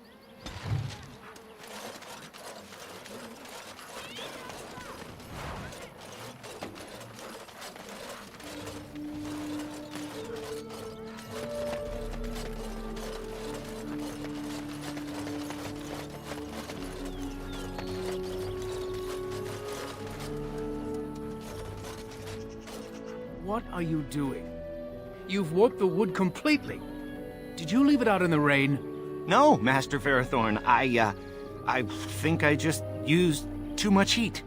You're not smelting ore like a Durgenlan. This is living wood. It requires patience and delicate hands, not more heat. My actions bring me sorrow, Master Ferrothorn. And so they should. Truly the art will be lost to us forever at this rate. Throw away your dead wood and start anew, and I shall speak to our guest. Now then, please forgive my distraction, stranger. Is there something that you need? I'm the clan's craftsmaster. It's my responsibility to learn what I can of the ancient elven arts of shaping wood and ore. In truth, we Dalish know little of the art compared to what we once did. And even what we know has taken us many lifetimes to achieve. There is wood that, if treated properly, is as hard as steel but far lighter. It grows only in this forest. Ironbark. The Keeper has forbidden us from entering the forest to collect the wood. This means I cannot make our finest crafts for years to come. I would be hesitant to ask it of you, but if you should come across ironbark, I suppose there would be no harm in gathering some. It is blue and very distinctive. You can only harvest the bark which has fallen off the tree from age. Now, if you find some, bring it to me, and I will craft it for you.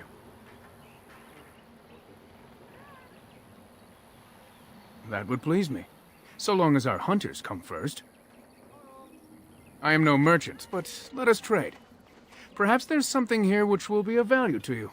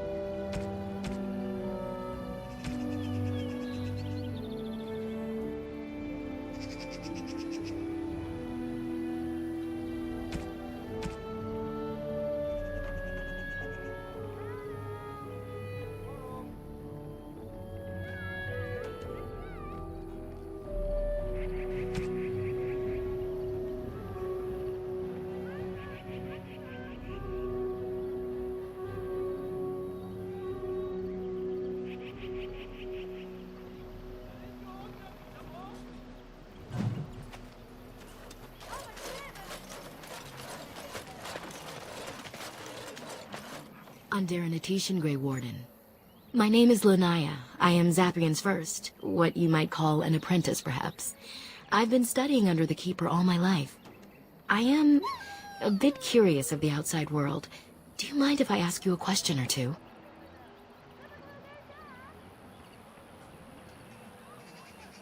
I hear the human cities are very large, thousands upon thousands of souls all packed together in their houses. Is that true? How very loud that must be with everyone talking all at once. I try to imagine those of our people living in such a place, surrounded by walls of stone and indifference. It is a difficult thought.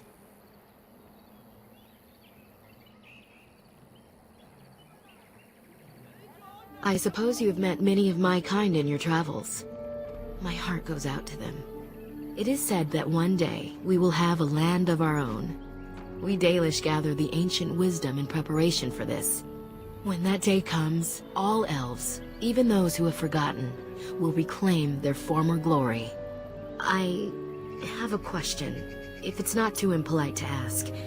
Do your people regret what they did to ours?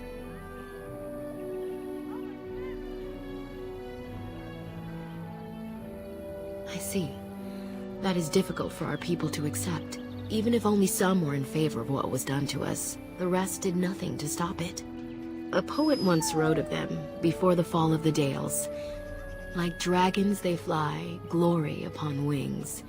Like dragons, they savage, fearsome, pretty things. But you don't need me to quote poetry to you. Forgive me. Perhaps you have some questions of your own. Nothing that you could not ask Zathrian himself. He is the keeper of this clan and has been for a very long time.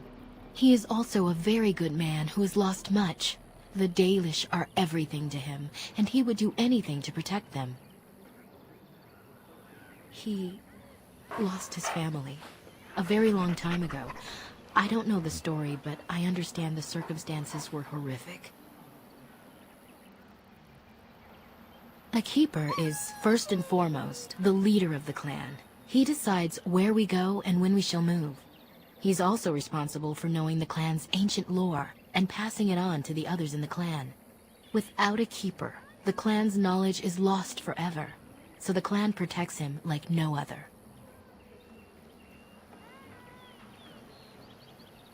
They have reason. Since the days of Arlathan, my people have been either subjugated or homeless.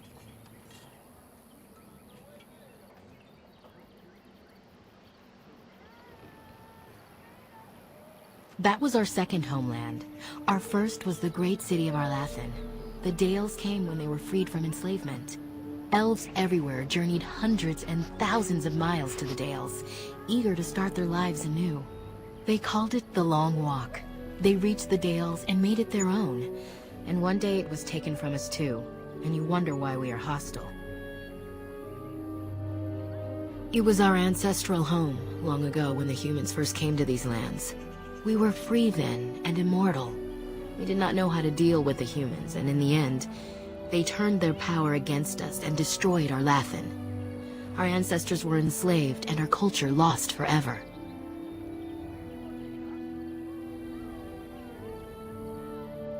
They died, but not of an aged body as other races do. Not until the humans came. According to the legends, association with humans caused us to quicken. Our blood sped, and we began to age. So we avoided them naturally. And then we were enslaved by them for 1,000 years. And in so doing, we all were quickened permanently and our immortality destroyed. Or so the old tales say.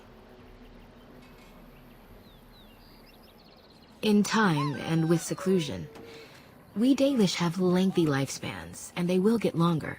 Zathrian himself has lived many centuries, though that is unusual even for us. Not to my knowledge. According to the old tales, the human mages sank Arlathan into the ground, crushing it beneath the rock.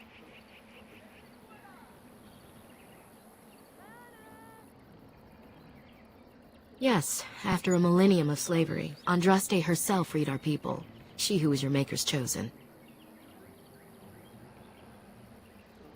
We worship the creators, as we always have. We give thanks to Andraste for her part in our freedom, but we do not worship her, or her god. The Tevinter Imperium was a force to be reckoned with. It was ruled by mages with powerful blood magic. Though Arlathan fought, they lost. Shemlen, we call them. Quick children. I suppose it takes a certain arrogance to look upon another people as children, no? Perhaps we should be more heedful of our own role in Arlathan's loss. Even so, it was a bitter lesson to learn. One we are not grateful for. It requires an individual to prove he is not the outsider we have come to expect. Your own task to help our clan is certainly a step in the right direction. Aren't you? You're human, and to many of them, you represent the humiliations our people have suffered for generations. You may not have been personally responsible, but such feelings are not easily overruled by logic or fairness. Perhaps this may change one day, but I believe the humans would have to take the first steps, if they are capable. Certainly. I'm hardly anyone special, I assure you. If I seem different from the rest of my clan, it's only because I was born amongst humans. I came to the Dalish at a very young age, but I've always retained my curiosity about the world I came from. My parents were servants to a human merchant whose caravans plied the southern routes. One day, bandits killed him, and my parents both. I was the only survivor, just a young girl, and the bandits took me. I was their servant for several years.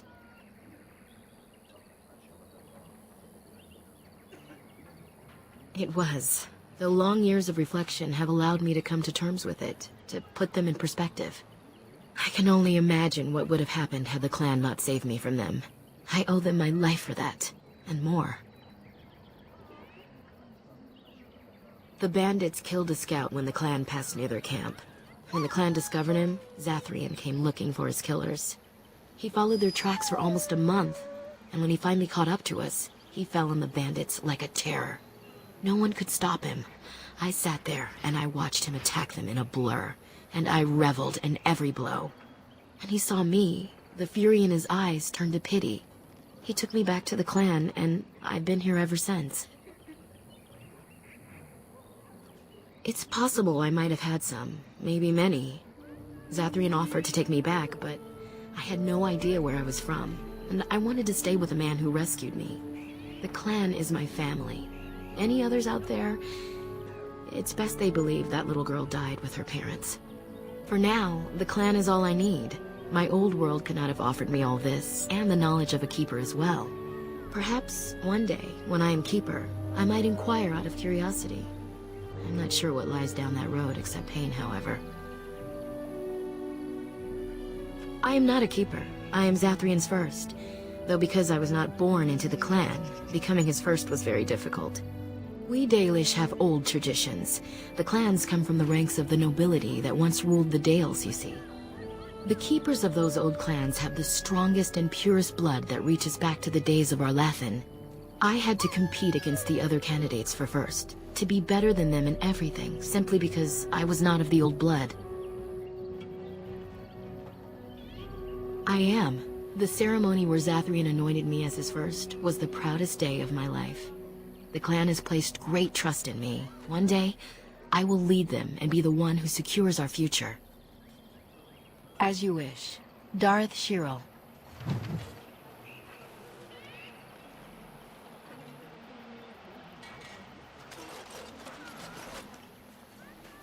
Please leave that be. If you have need of equipment, I am sure Master Verathorn can help you. Masiranis.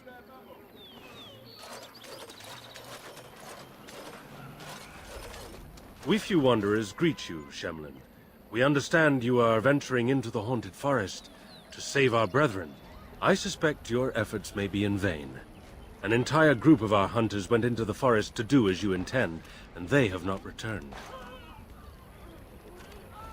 Then you are very brave to adventure into such a place, even knowing the danger that awaits. Your courage impresses us greatly.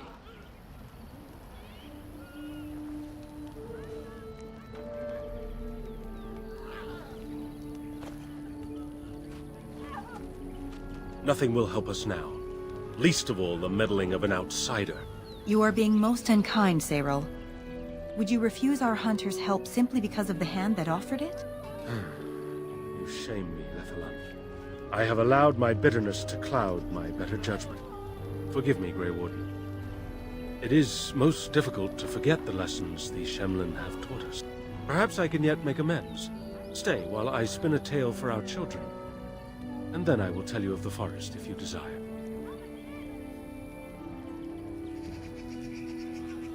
Come and join us then, all of you.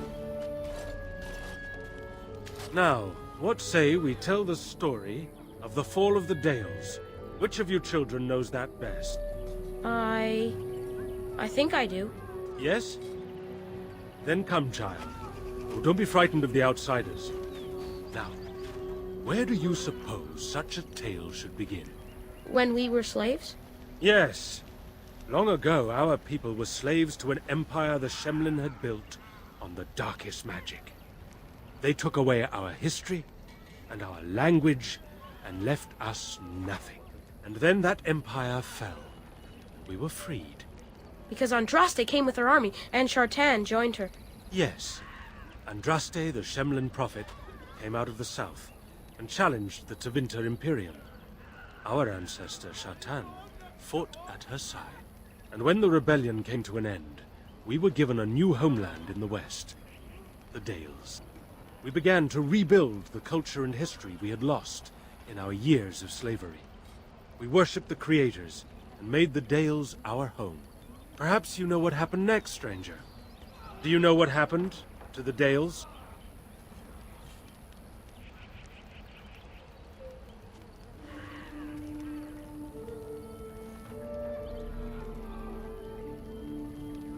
could not say, or will not. What do you say, child? Can you tell us what happened to the Dales? The Shemlin wouldn't let us be. Indeed. They resented that we would not worship their maker, and they resented our ways because they were so different from their own. The Shemlin nations grew cold towards the Dales. They called us blasphemers and tyrants, and declared war upon us. A great crusade.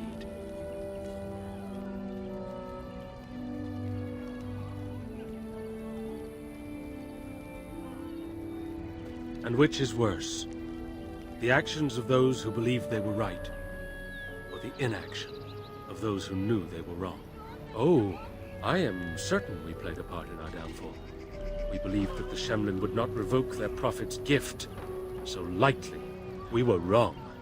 They took our lands, forcing us to abandon our gods and live as beggars in Shemlin cities. But there were those of us who refused to abandon our ways. They emblazoned the symbols of the creators upon their flesh and vowed to keep their ancient lore alive. That's us. That's the Dalish. Indeed, child. We chose to wander, homeless, rather than be ruled by the Shemlin. And all our clans wander alone until the day we have a homeland once more. Then we bring the old ways back to our people, because they have forgotten it all. For we are the Dalish, the keepers of the lost lore. The walkers of the lonely path. We are the Elvenan, and never again shall we submit. And that is the tale of the Dales, stranger. Thank you for allowing us to tell it to you.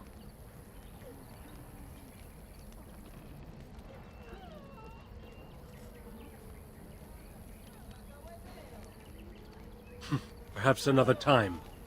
You are the guest here, and one who may yet prove of great help to our ailing hunters. Now, as I said I would, I can tell you what I know of the Brisilian Forest. Do you wish to hear it? Our legends say that before the Shemlin came, the Brisilian Forest was a place of our ancestors that predated even our oldest homeland. The people of the Imperium came here, and gave the forest its name. If they found traces of our ancestors, we cannot say. If they did, those elves were slain or enslaved. We know only that a great many battles were fought here. These trees grow upon the graves of those who fell, Shemlin and elves both.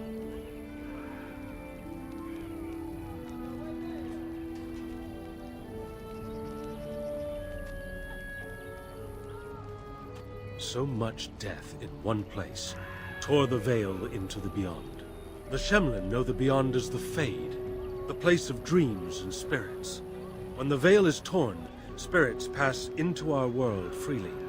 The legends say that one great spirit possessed the wolf that became Witherfang, who passed its curse of rage onto men and created werewolves. So Zathrian insists. He says that Witherfang does not age as the werewolves do. Witherfang is as much spirit as it is beast, and thus it is immortal. Perhaps it cannot even be slain. At the very least, it is old and powerful, much as Zathrian himself.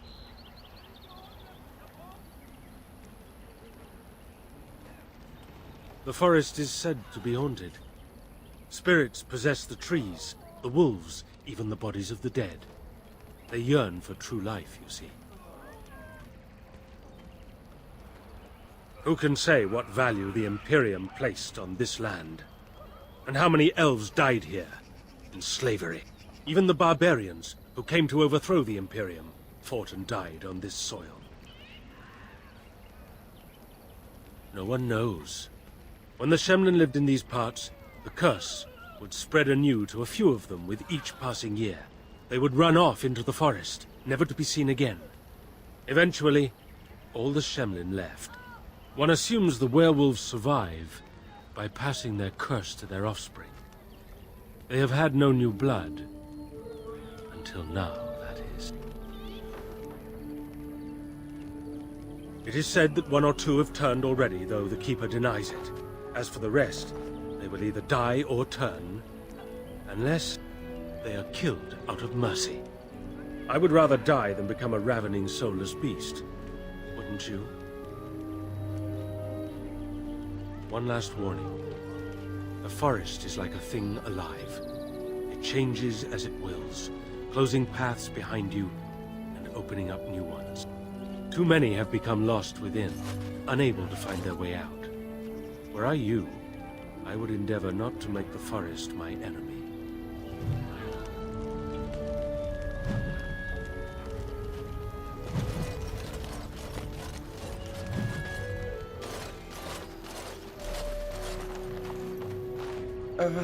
Hello?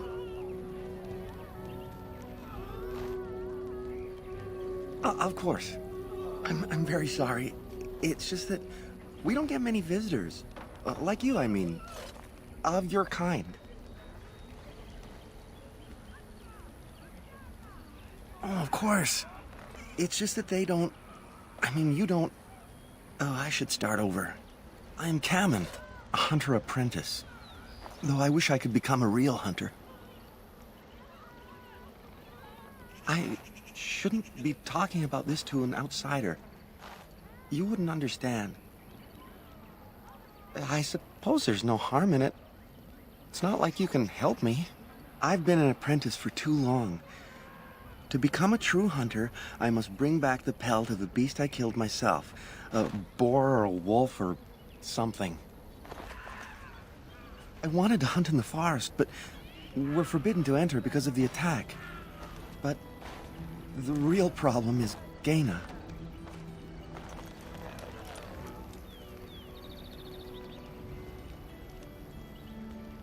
She's my heart's desire. I have asked for her hand, but she cruelly refuses it. She will not bond with an apprentice, she says, and calls me a child. I am no child. If I was a hunter, I could prove it, but I cannot hunt, and Gaina will never bond with me. I feel so helpless. I shouldn't have brought it up. Just leave me to my misery. You think I haven't thought about this? There's nothing I can do.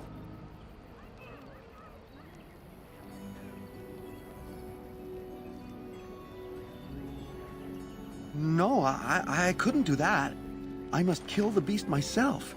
It is my rite of passage to become a full hunter.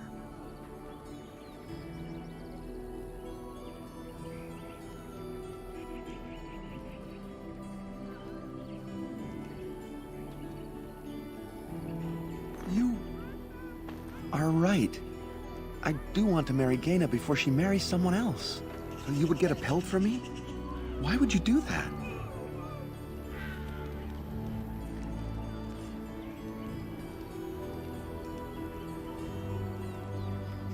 Then, I am very grateful. I will pray to Andrul, the goddess of the hunt, for your success.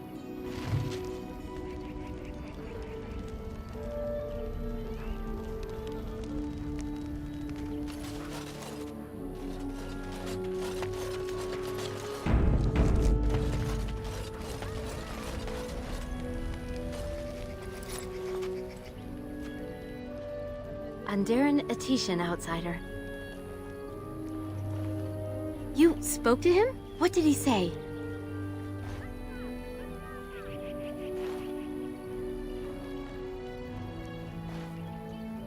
Oh. I don't expect an outsider to understand our ways, but I just can't bond with Kamen. He's been a hunter apprentice for over 2 years now, and he's yet to slay a proper beast. Each time he's tried, something has gone wrong. Perhaps the creators do not wish us to bond. I cannot bond with an apprentice hunter, can I? But what if he never becomes a proper hunter? What will become of our family?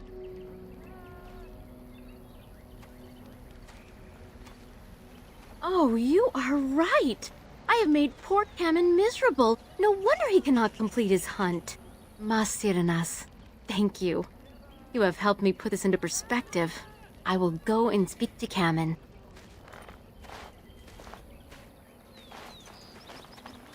Kamen, I have been a fool. Gaina? What do you mean? Have you changed your mind? I have. The outsider has helped me to see that I was wrong. I have made you miserable, and I should not have. But what about my hunt? I don't care about that. I know you will pass your hunt in time, and we will be happy. Us and our children. Thank you, Gaina. You've made me a happy man. I feel blessed by the gods today.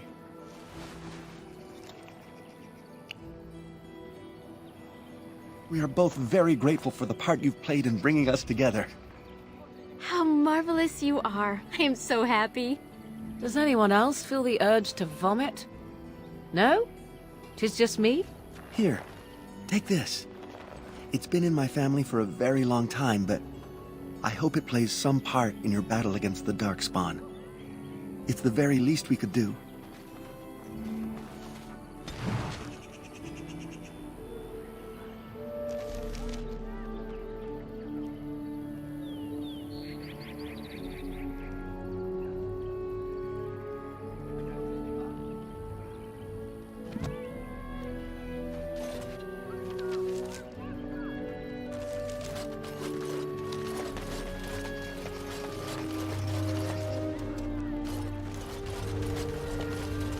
Hammond should have become a full hunter first, but it is worth it to see a little happiness in the clan. I thought Hashem would be uglier. You're not so ugly.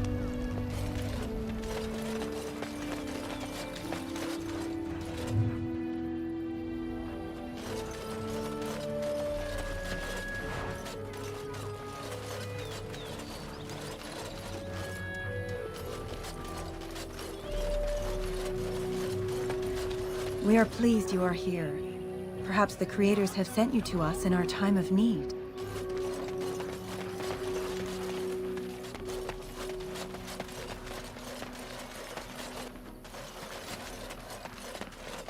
There are places where those horns bring huge prices. Can cure diseases, so they say. Who comes?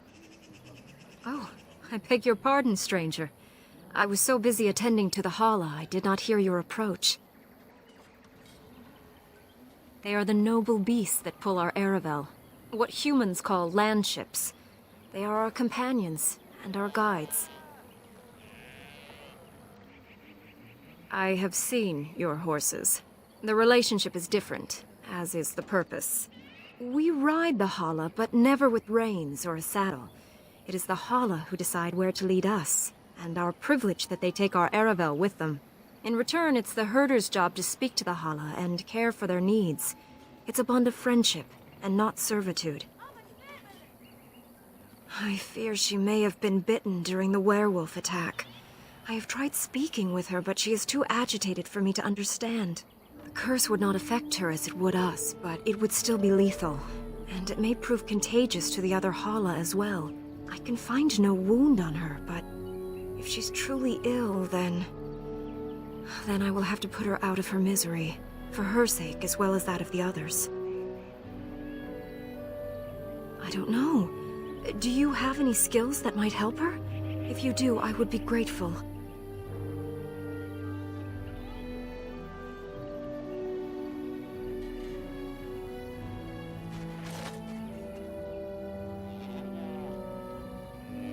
Yes.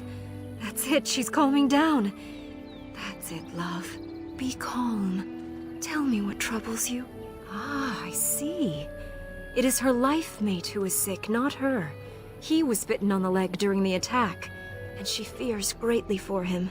I did not realize another Hala was injured. This will allow me to prevent the sickness from spreading to the entire herd.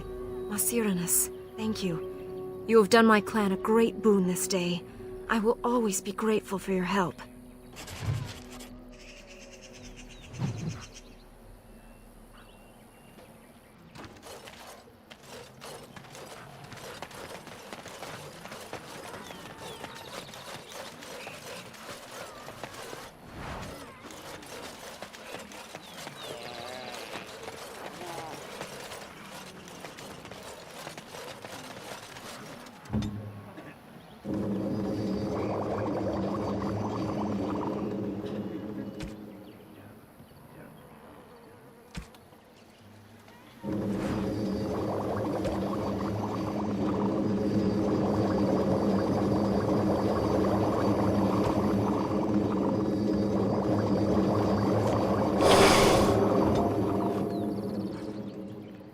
Your direction?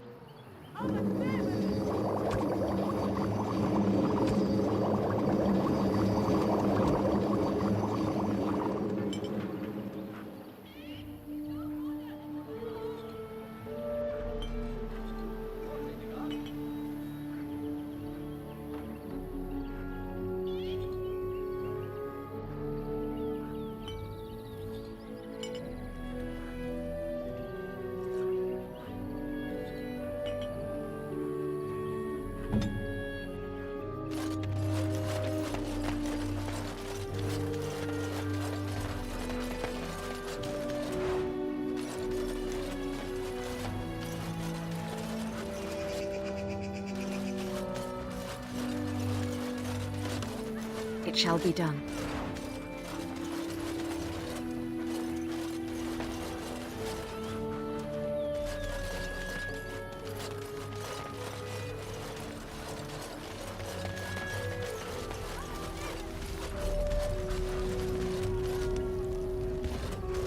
It is great to see Kamen and Gaina so happy. A little joy in such a sad time is not misplaced. Alora says you have a way with the Hala that she has not seen before. That is a remarkable gift. It's wonderful to see Kamen and Gaina so happy. A little joy in such a sad time is not misplaced. Your face is really round, and your ears are so tiny.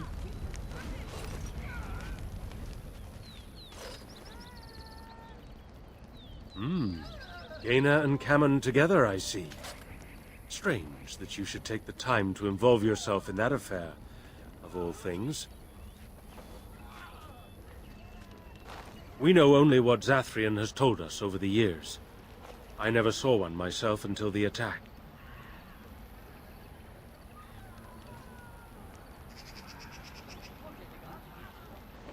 Other than not to get bitten?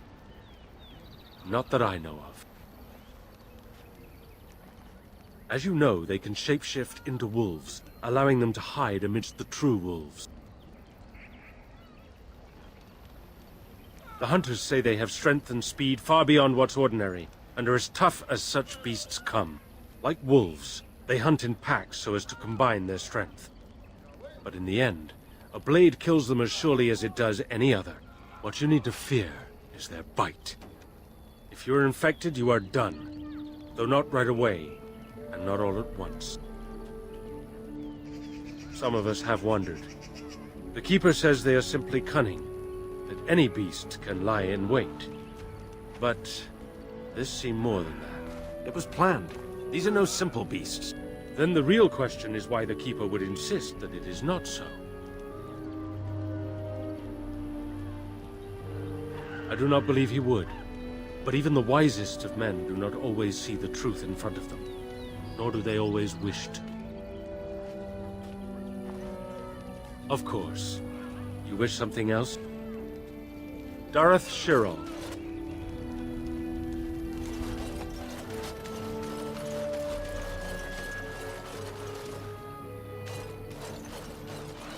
You have returned. Is there any chance you have news of Delilah? Very well. I suppose I shall have to wait longer and see.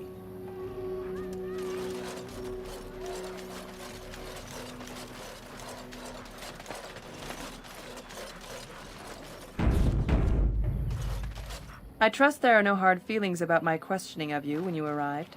We Dalish must protect ourselves from trouble at all times. You might have just told me you were a Grey Warden and saved me the grief, though I suppose I can hardly blame your caution. But I wish you good fortune with your task. Dareth Shiral.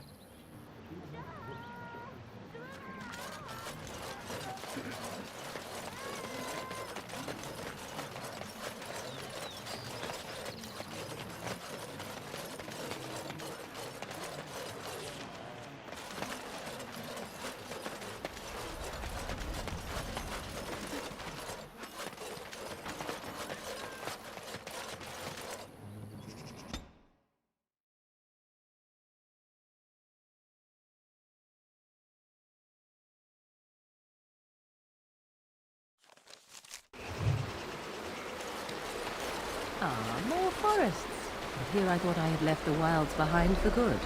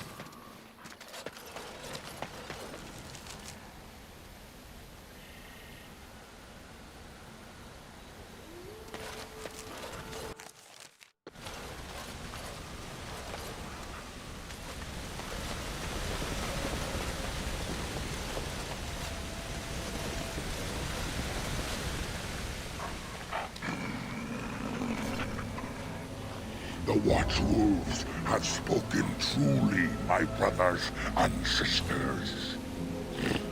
The Dalish and the human of all things, to repay us for our attack, to put us in our place. What bitter irony.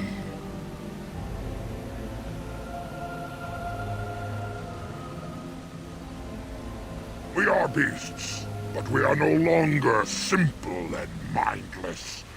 Let that thought chill your spine. You speak to Swift Runner. I lead my cursed brothers and sisters. Turn back now. Go back to the Dalish and tell them that you have failed. Tell them we will gladly watch them suffer the same curse we have suffered for too long. We will watch them pay. Was it not Zathrian who sent you? He wishes only our destruction, never to talk.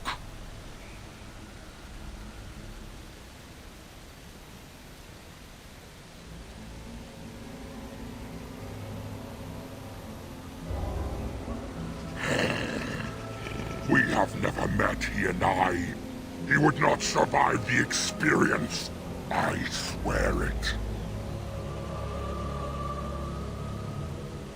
You know nothing, do you? Nothing of us, and even less of those you serve. You are a fool, and we are done talking. Run from the forest while you can. Run to the Dalish and tell them they are doomed. I do not wish to fight you either, but we cannot trust you. Come, brothers and sisters, let us retreat. The forest has eyes of its own, and it will deal with intruders as it always has.